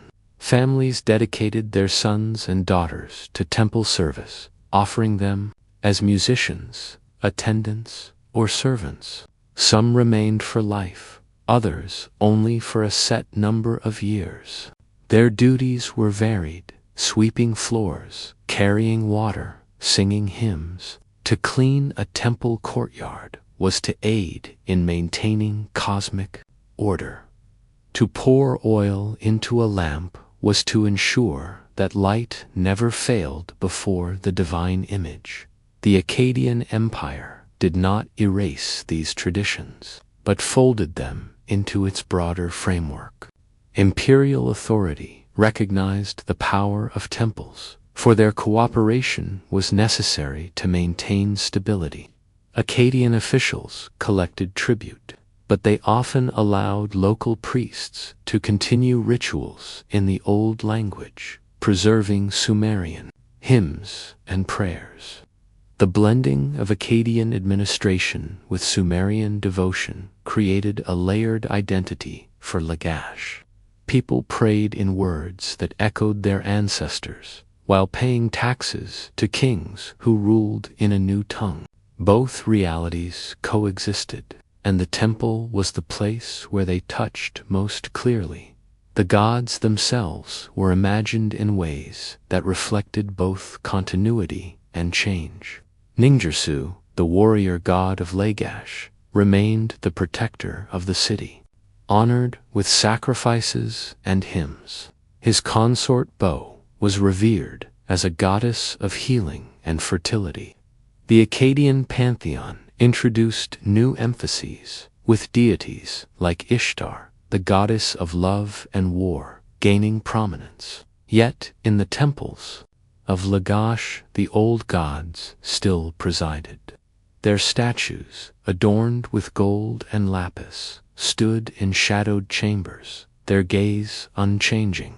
People believed that these figures did not merely represent the gods, but embodied them. Harps, lyres, and flutes filled the courtyards with sound, soft and steady.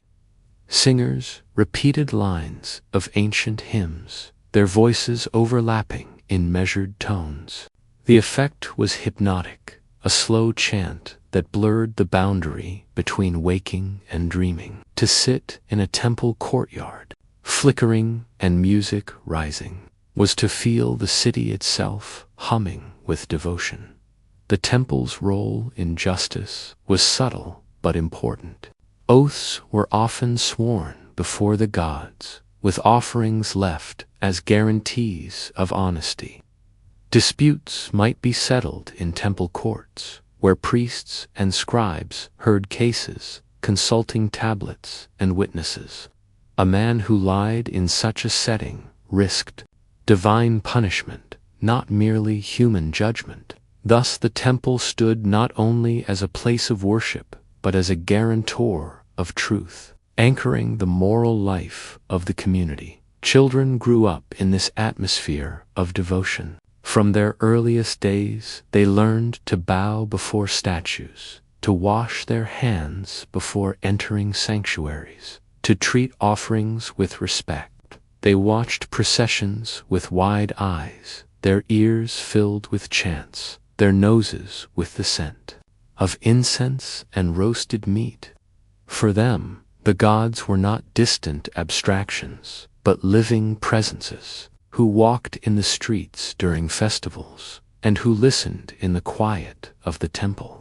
This upbringing shaped their sense of the world, weaving faith into every thought and act. Even death was tied to temple life. Funerary rites involved offerings to the gods, prayers for the safe passage of the soul, and gifts left at family shrines. The dead were remembered in rituals performed at temple courtyards, linking ancestors to descendants, the past to the present. The people of Lagash believed that to neglect such rites invited misfortune, and the priests retreated to their quarters. The temples of Lagash stood silent. Their massive walls held the stored goods of the city. Their sanctuaries housed the statues.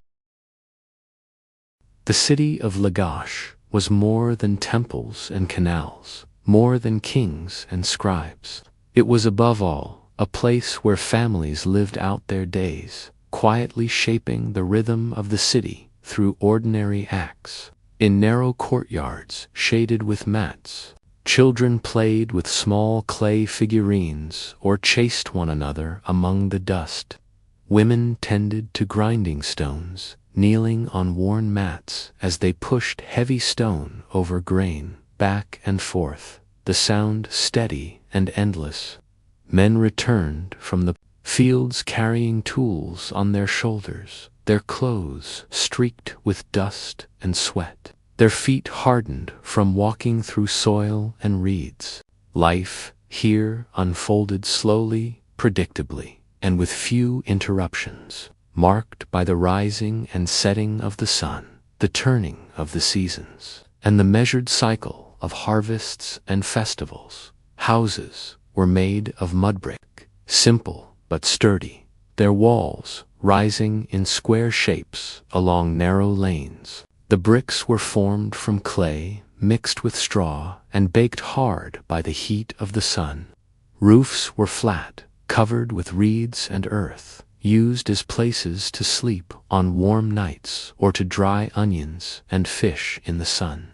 Windows were few and small, allowing little light inside, keeping the heat at bay.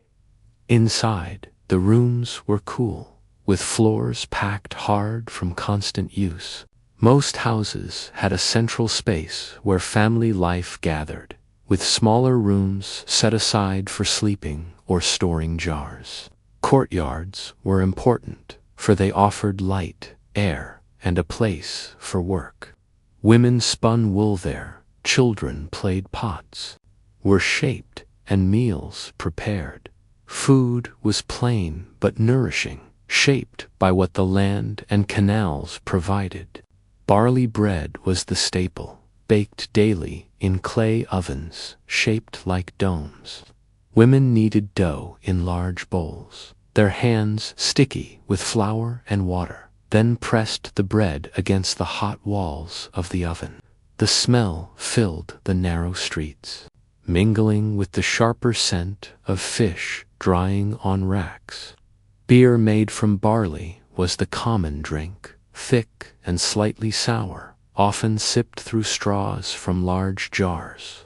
Onions, leeks, garlic, and cucumbers added variety, their flavors strong and distinct. Dates were prized for their sweetness, eaten fresh or dried and stored in baskets. Fish from the canals and rivers provided protein, caught with nets or spears, salted and preserved for months. Meat from sheep or goats was rarer, reserved for special occasions or for those with wealth. Meals were not elaborate, but they were shared, eaten from common bowls, each family gathering around the food in quiet routine. Clothing was simple and functional, woven from wool sheared from sheep. Men wore skirts or kilts tied at the waist, leaving the upper body bare in the heat. Women wore longer garments, draped over the shoulders, belted at the waist, often with fringes along the edges. Children wore little in the hot months, running freely until they were older. Sandals were made from leather or reeds, though many walked barefoot through the dust. For special occasions, garments might be dyed with faint colors or decorated with simple patterns, but most clothing was plain, valued for durability over display. Jewelry existed, beads of shell, stone, or lapis, but it was not common, reserved for the wealthy or worn at festivals. The day began early. At dawn, men left their houses, carrying hoes, sickles, or baskets, walking along dusty paths toward fields. Women began grinding grain, fetching water, tending to children. The sound of animals filled the courtyards, goats bleating, donkeys braying, chickens clucking. Smoke rose from ovens as bread was baked for the day. Children fetched water in jars, balancing them on their shoulders, or gathered reeds from canal banks. By mid-morning, the lanes were filled with quiet activity. Potters shaped clay into jars, spinning their wheels slowly. Weavers stretched wool onto looms, their hands moving back and forth in steady rhythm. Fishermen returned with their catch, laying it out to dry. Merchants passed through, leading donkeys or carrying baskets. Life was busy but unhurried, each person repeating tasks passed down through generations. Education was not universal, but scribal schools existed near temples, where young boys, usually from wealthier families, learned to press signs into clay. They sat on mats, styluses in hand, copying lists of words or numbers, their teachers watching sternly. They learned the old Sumerian language, as well as Akkadian, mastering the shapes of cuneiform that preserved contracts, hymns, and laws. For most children, however, learning came from parents who taught them to farm, weave, or tend animals. Skills were passed on through practice rather than instruction, and childhood was short. By adolescence, boys joined their fathers in the fields or workshops. Girls helped their mothers at the hearth or loom. Marriage was arranged between families, with agreements marked on tablets and sealed by witnesses. A bride brought a dowry, often goods or livestock, while the groom's family promised support. Ceremonies were small, held in homes, with feasts shared among relatives. Families were large, with several generations living under one roof. The household was the core of life, providing stability, work, and identity. Elders were respected, their memory honored long after death, with small offerings placed at household shrines to maintain their presence among the living. The rhythms of the city were tied closely to the seasons. In spring, canals filled with water, fields were plowed, seeds sown. In summer, the heat was intense, work carried out early in the day before the sun grew harsh. Autumn brought harvest, with fields alive, with workers cutting barley, gathering dates, threshing grain. Winter was quieter, with time for repairs, weaving, and storytelling by the hearth. Each season had its duties, predictable and enduring. Life was shaped by the turning of the year, not by sudden changes. The streets of Lagash were narrow, winding between mud-brick walls, filled with the smell of animals and smoke, the sound of voices calling out in Sumerian and Akkadian. Donkeys carried loads, goats wandered, dogs barked. At small, open spaces, markets formed, with baskets of grain, piles of onions, jars of oil, fish laid out on mats. People bargained quietly, inspected goods, exchanged rations or coins. Scribes sometimes sat at the edge, recording contracts, sealing tablets with cylinders. The market was never chaotic, but steady, a place where the ordinary needs of life were met.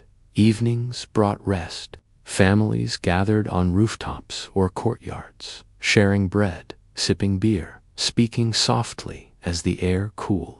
Lamps of clay, filled with oil and a simple wick, flickered in the dusk. Children listened to stories told by elders, tales of gods and kings, of floods and battles, of heroes long past. Stars emerged above, bright in the wide Mesopotamian sky, unclouded by smoke or light. People lay down to sleep on mats, sometimes outside to catch the night breeze. Dogs curled near doorways, donkeys stood tethered, goats settled in pens. The city fell quiet, its hum replaced by the steady sounds of insects, the occasional bark, the distant rush of water in canals. Dreams came easily in such rhythms, where each day resembled the one before, where life unfolded with small variations but few disruptions. Families woke, worked, ate, prayed, and slept, their lives woven into the fabric of the city as surely as bricks into walls. Kings ruled, scribes wrote, priests prayed, but the heartbeat of Lagash was in the courtyards, the fields, and the narrow lanes. It was in the grinding of grain, the baking of bread. In the city of Lagash, life was not only measured in fields and harvests, but also in the slow, steady work of craftsmen who shaped the objects that filled homes, temples, and markets. The narrow lanes of the city often opened into courtyards, where the air was heavy with dust, clay, and the smell of smoke from small kilns. Each craft had its rhythm, each workshop its sound, and together they created the hum of a city that worked quietly to sustain itself. The potter's craft was among the most important. Clay lay in abundance along the riverbanks, soft and pliable, easily dug by hand or gathered in baskets. In shaded courtyards, potters kneaded the clay, pressing it again and again to remove stones and air. Their hands moved with practiced slowness, shaping the clay on wheels that turned with a steady rhythm, pushed by foot or hand. A lump of earth became a jar, a bowl, or a pitcher, walls rising evenly as the potter's fingers pressed and smoothed. Once shaped, the vessels dried in the sun, lined neatly in rows, their surfaces pale and soft. Later, they were placed in kilns, heated with reeds and wood, hardening into forms that could endure years of use. Each vessel was simple, unadorned, made for utility rather than beauty, though sometimes incised with faint patterns or marks that caught the light. In every household, such jars held water, oil, grain, or beer. Silent companions to daily life, weaving was another constant craft, most often carried out by women, though workshops sometimes gathered larger groups. Sheep provided wool in spring and washed in canals. The fibers were carded, spun into thread with spindles, and gathered into balls. Looms stood in courtyards or in long workrooms, upright frames where threads hung in parallel lines. Women passed shuttles back and forth, their hands moving in steady rhythm, beating the threads into place with wooden combs. The fabric grew, slowly, line by line, soft and strong, destined to be cut and sewn into clothing or traded in markets. The sound of weaving was quiet but steady, a soft clatter of wood and fiber that filled the hours. Wool was the most common material, but flax also grew in the fields, and linen cloth was valued for its lightness in the heat. The colors were simple, often undyed, though plants and minerals sometimes provided faint hues. Cloth was precious, representing hours of work, and it moved easily across trade routes as one of the city's most valued goods. Metalwork was more specialized, for metals were not abundant in the plain. Copper came from distant lands, carried along trade routes, exchanged for wool or grain. In workshops, smiths heated the metal in small furnaces, the glow of fire bright against the dusk. They poured molten copper into molds, shaping tools, blades, or small ornaments. The air filled with the sharp scent of smoke and hot metal, the ringing of hammers against stone or anvil. The tools they produced were simple but essential: axes for cutting wood, chisels for shaping stone, sickles for harvesting grain. Some pieces were adorned with small designs, not only functional but pleasing to the eye. Wealthier families or temples sometimes commissioned jewelry or ceremonial objects, beads of copper or silver, or fittings for statues of the gods. These works were rare but enduring, lasting centuries if cared for. Stone carving was another craft. Though stone itself was scarce in the alluvial plain, blocks were brought from quarries far away, transported along rivers, or dragged across the land. Carvers worked slowly with chisels, shaping statues, reliefs, or foundation stones for temples. In Lagash, as in other Sumerian cities, statues of rulers were placed in sanctuaries, their faces calm, hands folded in prayer. These figures were not portraits in the modern sense, but symbols of devotion, eternal substitutes for the living, who could stand perpetually before the gods. The work of the carver was patient and deliberate, each stroke of the tool removing fragments to reveal form. Smaller objects, such as cylinder seals, were carved with intricate detail. These seals, rolled across wet clay, left repeating patterns of animals, gods, or geometric designs. Every scribe, every merchant carried one, using it to mark ownership or to seal contracts. The making of such seals required both skill and concentration, for the designs were tiny but precise, meant to last for generations. Boat building, too, was essential in a city bound together by water. The rivers and canals were the lifelines of Lagash, and boats carried goods, people, and animals. Wood was scarce, imported from distant mountains, but reeds grew in abundance along the waterways. With reeds bundled and lashed together, craftsmen shaped light boats that floated easily, moving silently along canals. For heavier loads, wooden boats were built, their planks joined with bitumen to seal seams against leaks. In workshops near the water's edge, the smell of tar and wood filled the air as men bent over frames, hammering, lashing, caulking.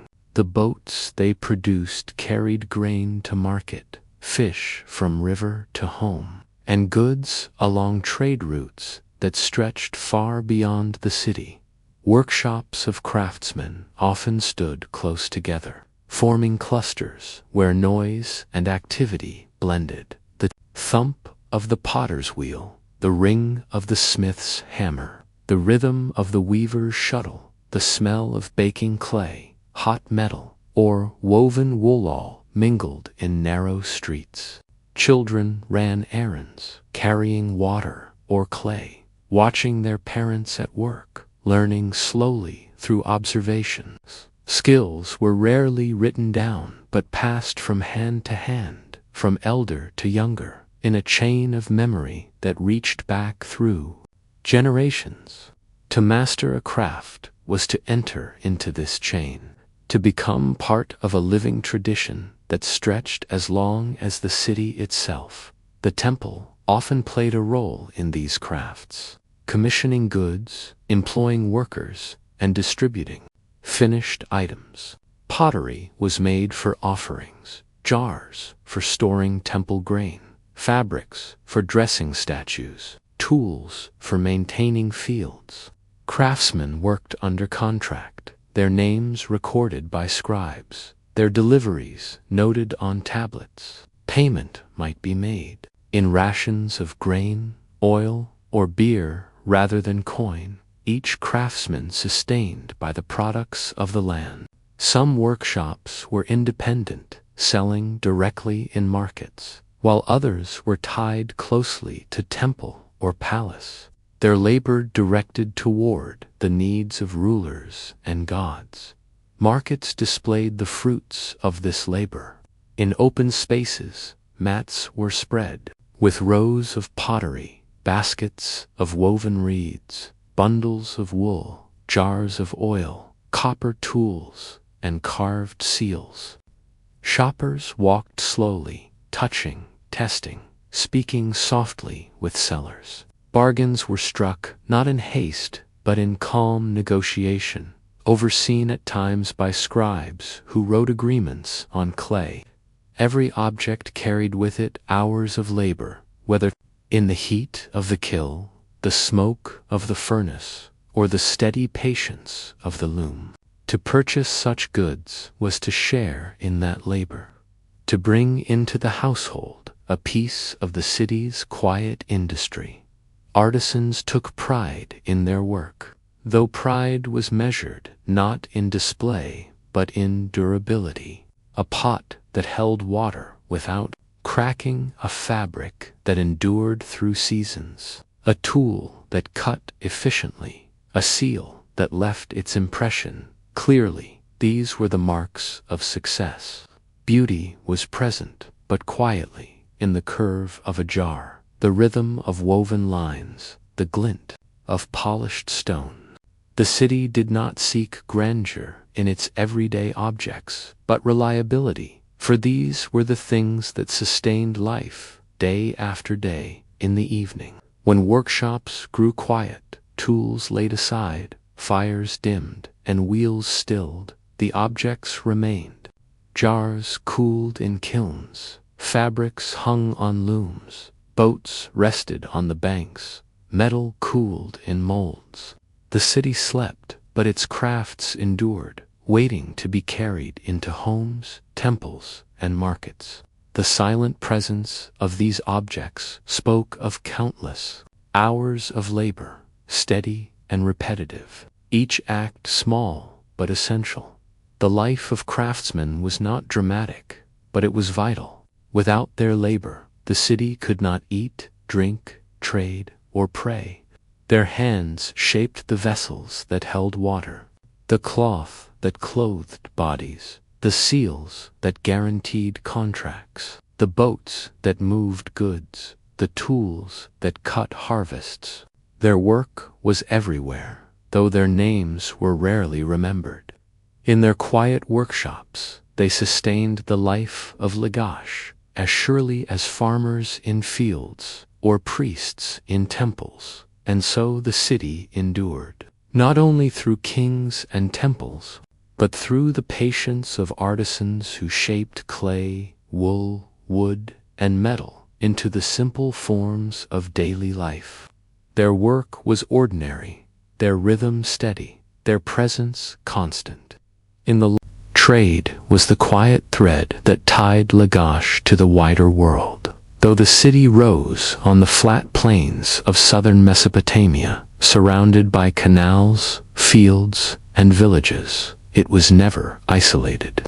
Along its narrow streets and through its busy markets moved the goods of distant lands, carried by merchants who walked for weeks or floated for days to bring back what the plain itself could not provide. The heart of Lagash was self-sufficient in food. Barley grew in abundance, and dates hung heavy on their stems. Onions, garlic, and cucumbers thrived in gardens, while fish filled the canals. But the land was poor in certain things. There was little wood, little stone, little metal. These must come from elsewhere, from mountains, deserts, or seas far away. To obtain them, Lagash turned to trade. Each morning, in the open spaces between houses, merchants set up small stalls. Mats were laid on the ground, jars arranged neatly, baskets opened to show their contents. Locals brought their surplus, wool spun into bundles, barley in sacks, dried fish, salt, and oil. These were exchanged. 4 items harder to find, stones polished into beads, metals hammered into tools, timber cut into planks. The market was not noisy or chaotic, but steady, filled with the murmur of voices as buyers and sellers spoke softly, weighing goods by hand, testing fabric between fingers, tasting grain for quality. Some merchants remained within the city, trading what local craftsmen and farmers produced. Others traveled farther, carrying donkeys laden with goods along dusty roads. To the north, caravans reached the foothills of the Zagros Mountains, where copper and tin were mined. To the east, they found the Iranian Plateau, where stone metals and rare woods could be obtained. To the south, merchants followed the rivers to the marshes near the Persian Gulf, where trade ships arrived with goods from Arabia, Dilmun, and beyond. These routes stretched far, reaching lands few in Lagash would ever see, but whose presence was felt in every bead of lapis, every tool of copper, every jar of resin that entered the city. Waterways were the easiest paths of trade. The Tigris and Euphrates, and the smaller canals that branched from them, served as living highways. Boats of reed or wood carried heavy loads more easily than donkeys could on land. A single boat, guided by a few men, could bring back tons of grain or timber or jars of oil. Along the banks, men pulled the boats with ropes, leaning into the effort, their steps steady, their pace slow but enduring. Others pulled the boats through shallow water, their bodies bent against the weight. By water, the goods of Lagash reached distant markets, and distant goods came home. Among the most valued imports was timber. The flat plains of Sumer yielded only reeds and palms, useful but limited, for sturdy beams, for boat frames, for fine furniture. The people of Lagash relied on wood from distant mountains. From the north came cedar, tall and straight, fragrant with resin. From the east came hardwoods carried by caravan or raft. To see such timber arrive in the city was to witness a luxury, for each beam had been carried across hundreds of kilometers, through deserts, rivers, and passes. In the hands of craftsmen, it became doors, boats, or temple beams, objects that stood for generations. Metals, too, were rare and precious. Copper came from Oman and Iran, tin from Anatolia, or farther still, brought together to make bronze. The smiths of Lagash heated and hammered these metals, turning them into tools, weapons, and ornaments. A small piece of copper represented weeks of travel, careful exchange, and long negotiation. Gold and silver appeared as well, not in great quantities, but in enough to make small ornaments or to gild statues of the gods. These metals were signs of wealth, their gleam catching the lamplight in temples and homes. From the land of Dilmun, from the east came carnelian and lapis lazuli, stones of deep red and brilliant blue, polished into beads and inlays. Lapis, especially, was prized for its vivid color, unlike anything in the plains. To wear a bead of lapis was to carry with you a fragment of mountains far away, a trace of a distant world. Such stones were not only ornaments, but symbols of connection, proof that Lagash was part of something larger, a web of exchange that spanned lands and seas. Trade was not only for luxury. Everyday goods moved constantly. Salt from marshes, bitumen for sealing boats, reeds for mats, and baskets all passed through hands in the markets. Grain itself became a form of currency, measured in jars and sacks, traded for tools or labor. Beer and oil were rationed, distributed in fixed amounts, sometimes used in exchange for services.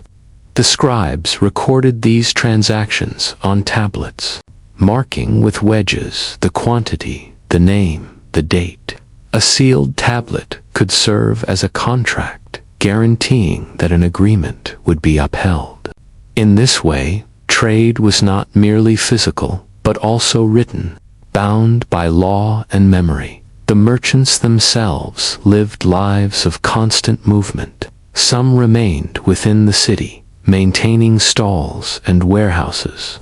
Others left for weeks at a time, traveling with caravans, sleeping in the open, cooking over small fires, guarding their goods against thieves or storms. They returned with donkeys laden with sacks, their faces lined from sun and wind, bringing stories of distant lands, of deserts where caravans stretched endlessly, of harbors where ships from far lands gathered. These stories spread in quiet evenings, shared in courtyards, filling the imagination of those who had never left the plain. Markets in Lagash reflected this distant movement. On one mat, a potter sold his jars, plain and practical. Next to him, a merchant displayed beads of stone or glass, each glinting in the sun. Another offered timber cut into planks, the smell of cedar strong in the air. A scribe sat nearby, stylus ready, inscribing deals into clay. The market was not loud but steady, each exchange carried out in quiet order. A child tugged at her mother's hand, staring at a lapis bead. A farmer counted out grain in baskets, weighing carefully before handing it over. A craftsman examined a tool, running his hand along the metal edge before nodding and paying. Each act was simple, but together they created the lifeblood of the city. The temple often guided this trade, acting as a central hub. Goods flowed into temple storerooms, grain from the fields, wool from herds, fish from rivers. From these stores, the temple directed trade, sending caravans. The city of Lagash was more than houses, fields, and markets. At its heart stood the temples, raised above the low plain on platforms of brick, their walls thick and heavy, their courtyards quiet. These temples were not only places of worship, but centers of life, gathering stores of food, directing labor, and shaping the rhythm of the city. Religion was not separate from daily existence, but woven into every act, from the plowing of fields to the sealing of contracts, from the weaving of cloth to the building of boats. In the early morning, before the sun rose high, priests entered the courtyards of the temples. They walked in silence, their footsteps soft on baked earth. Within the sanctuaries, fires were kindled, lamps lit, and incense placed to burn, the smoke rising in thin lines toward the beams above. Statues of the gods stood within, carved of stone or molded of clay, clothed in garments woven by temple weavers, adorned with ornaments given in offering. To the people of Lagash, these statues were not mere images, but the presence of the divine itself, seated in the heart of the city. Each day began with offerings: bread baked from barley, jars of beer, baskets of dates, cuts of meat, and vessels of oil were laid before the gods. The food was real, drawn from fields, flocks, and herds, carried in by workers, recorded by scribes. The offerings were consumed not by mouths but by ritual, the essence believed to be taken by the gods, while the remainder was distributed among priests, workers, or stored for later use. In this way, the gods were fed and the people were sustained, a cycle that bound the divine and human together in quiet reciprocity. The priests moved with calm precision. Some prepared food, others poured libations of water or beer onto the ground, speaking soft words as they did so. Others maintained the lamps, trimming wicks, refilling oil so that light never ceased before the statues. Musicians sometimes played soft notes on lyres or flutes, their melodies rising and falling with slow repetition, lulling as much as exalting. The rituals were not loud or dramatic, but steady, measured, repeating day after day, season after season. Temples were also places of record. Scribes sat in shaded rooms, clay tablets before them, styluses in hand. They wrote lists of offerings, tallies of grain, names of workers, contracts of exchange. Each wedge pressed into clay carried meaning, each tablet stored in shelves or jars within the temple's walls. To worship the gods was also to keep accounts, to ensure that what was promised was delivered, that what was given was remembered. The temple was not only sacred, but administrative, guiding the flow of goods as much as the flow of prayers. Festivals marked the calendar, moments when the city gathered more fully. On these days, sanctuaries placed on platforms and paraded through streets. Crowds watched in silence or sang hymns, their voices blending in low chant. Offerings were greater, feasts prepared, and lamps lit in greater number. Music filled the air, drums and pipes sounding steadily, marking the pace of processions. Such festivals broke the routine, but even they followed patterns, repeated year after year, their meaning rooted in cycles of planting, harvest, or celestial movement. The great temple of Ningirsu, the patron god of Lagash, was the most important. Ningirsu was a god of agriculture and war, of strength and fertility, protector of the city and its fields. His temple stood as a symbol of Lagash's devotion, built and rebuilt across centuries, its walls repaired, its bricks renewed, its storerooms filled with the goods of land and labor. Priests of Ningirsu guided not only worship but governance, for the temple's wealth was vast, its influence reaching across the city's life. Other temples honored deities of water, grain, and fertility, each with their own rituals, but together they formed a network of devotion that tied the city to the divine. Ordinary people participated in this life in simple ways. A farmer might bring a basket of barley as offering, a fisherman a portion of his catch, a weaver a length of cloth. These gifts were modest, but each was meaningful, binding the giver to the god. Families visited temples on holy days, standing quietly before statues, bowing their heads, whispering prayers for health, fertility, or protection. The act of offering was not grand but steady, repeated across lives, a rhythm as constant as the river or the harvest. The temple complexes were not only sacred but living places.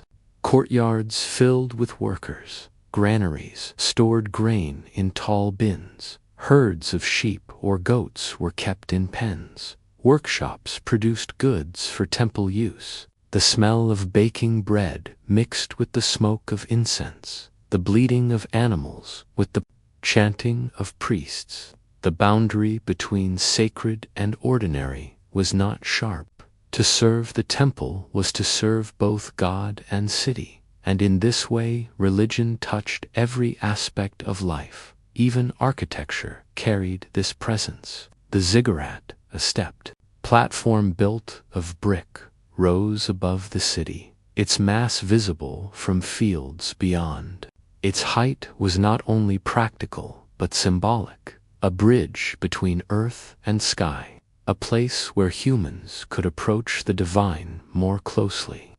Climbing its steps was an act of devotion, a slow ascent that mirrored the rising of prayers. From its summit, the city spread outward in all directions, canals glinting in the light, fields stretching to the horizon. To stand there was to feel the scale of Lagash, its life bound together beneath the gaze of the gods. The rhythm of religious life shaped time itself. Days were marked by offerings, seasons by festivals, years by the rebuilding of walls or renewal of statues.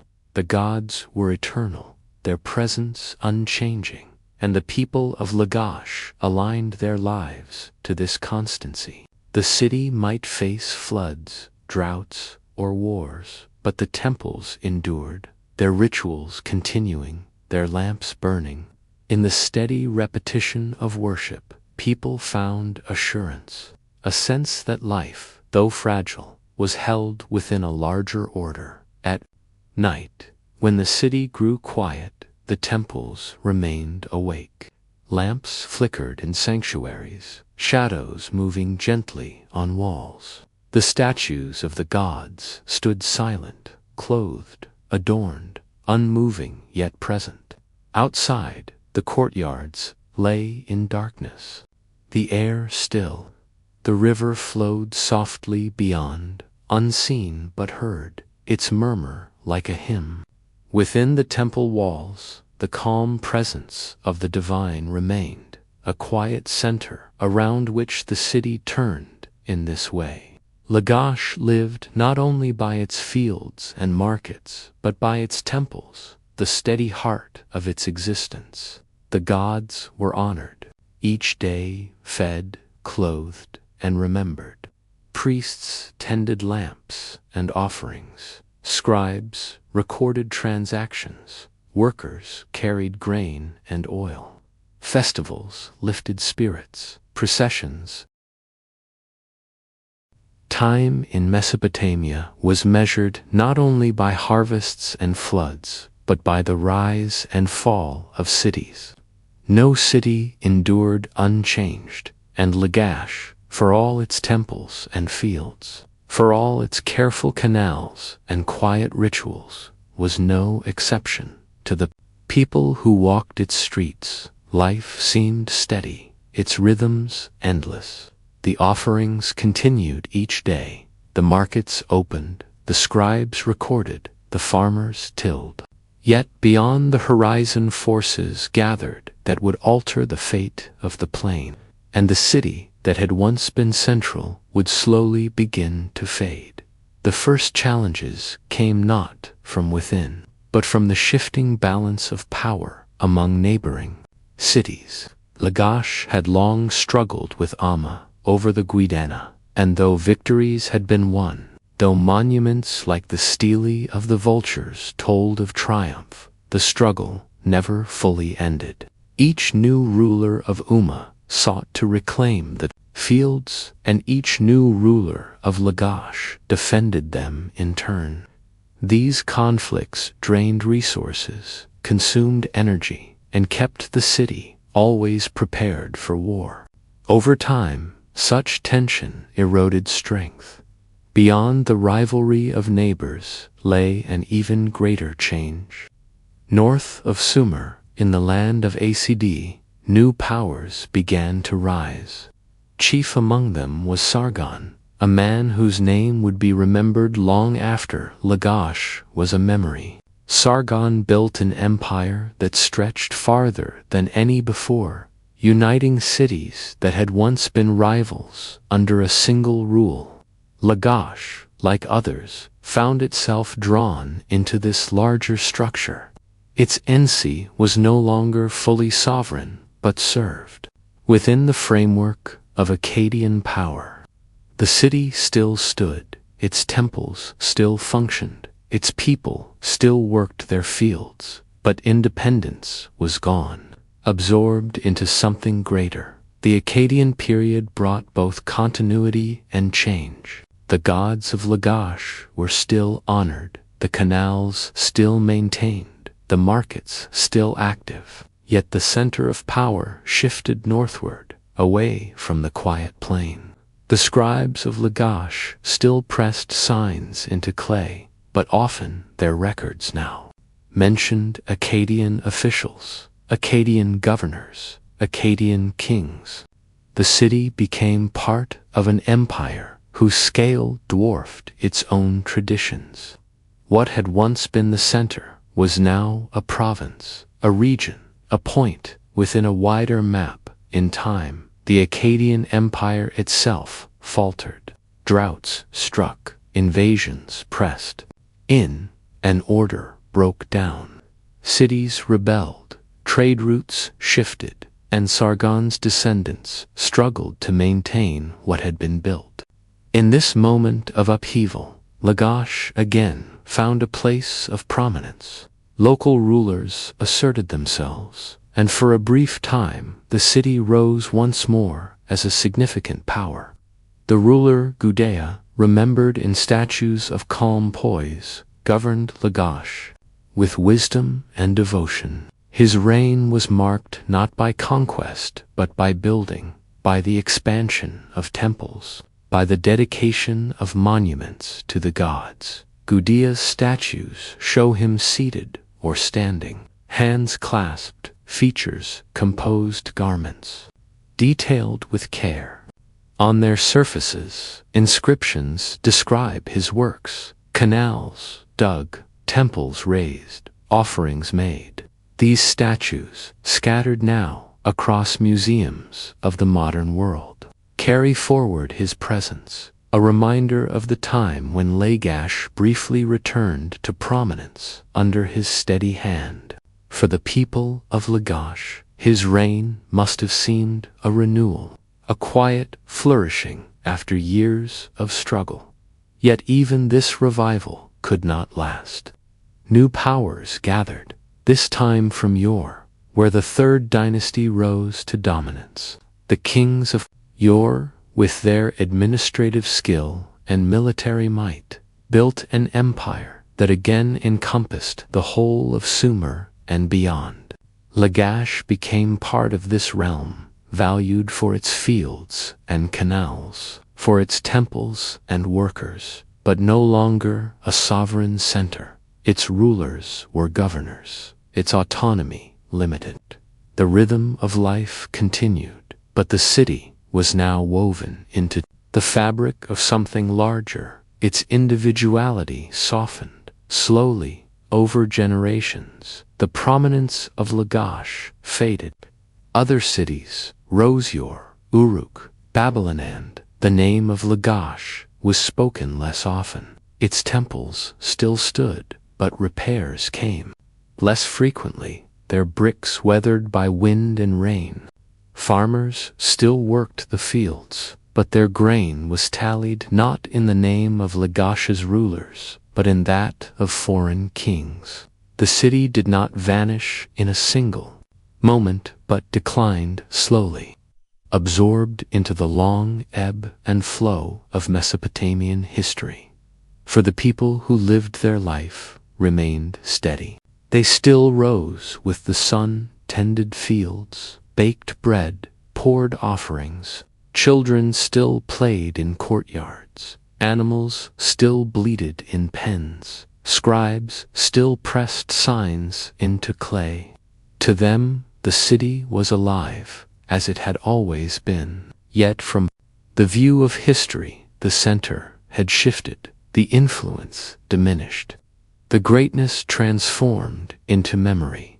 What endured were traces, statues of rulers, like Gudaya, inscriptions on tablets, fragments of monuments. These objects carried forward the names and deeds of Lagash, even as the city itself diminished.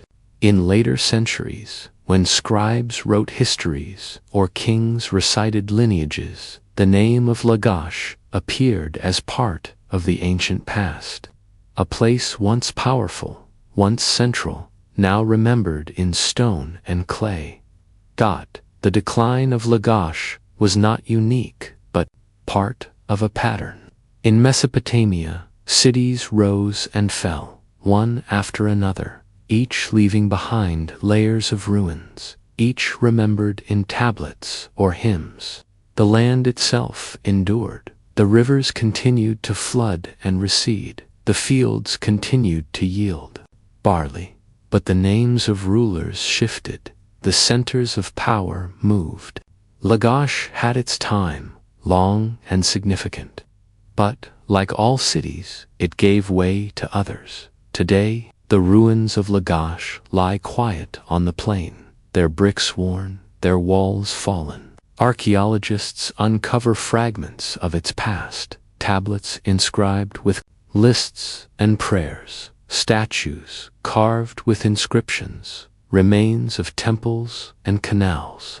From these traces, the life of the city can be reconstructed, its rhythms glimpsed across millennia. The sound of reed boats on canals, the murmur of markets, the chants of priests, the steady scratching of styluses into clay can be imagined in the stillness of the ruins to fall asleep thinking of. Lagash is to drift into this long rhythm, a city that once thrived, that once fed its gods and fought its neighbors, that once built temples and dug canals, that once rose to prominence and then faded. Its life was steady, its decline slow, its memory enduring. It reminds us that history is not only of empires and conquests, but of quiet cities, of ordinary people, of rhythms repeated day after day, year after year. In their steadiness lies a kind of greatness, a persistence that outlasts the names of rulers, that continues in the silent bricks of ruins, in the fragments of clay, in the memory of the plain. And so Lagash, though fallen, remains, not as a living city, but as a story, a memory,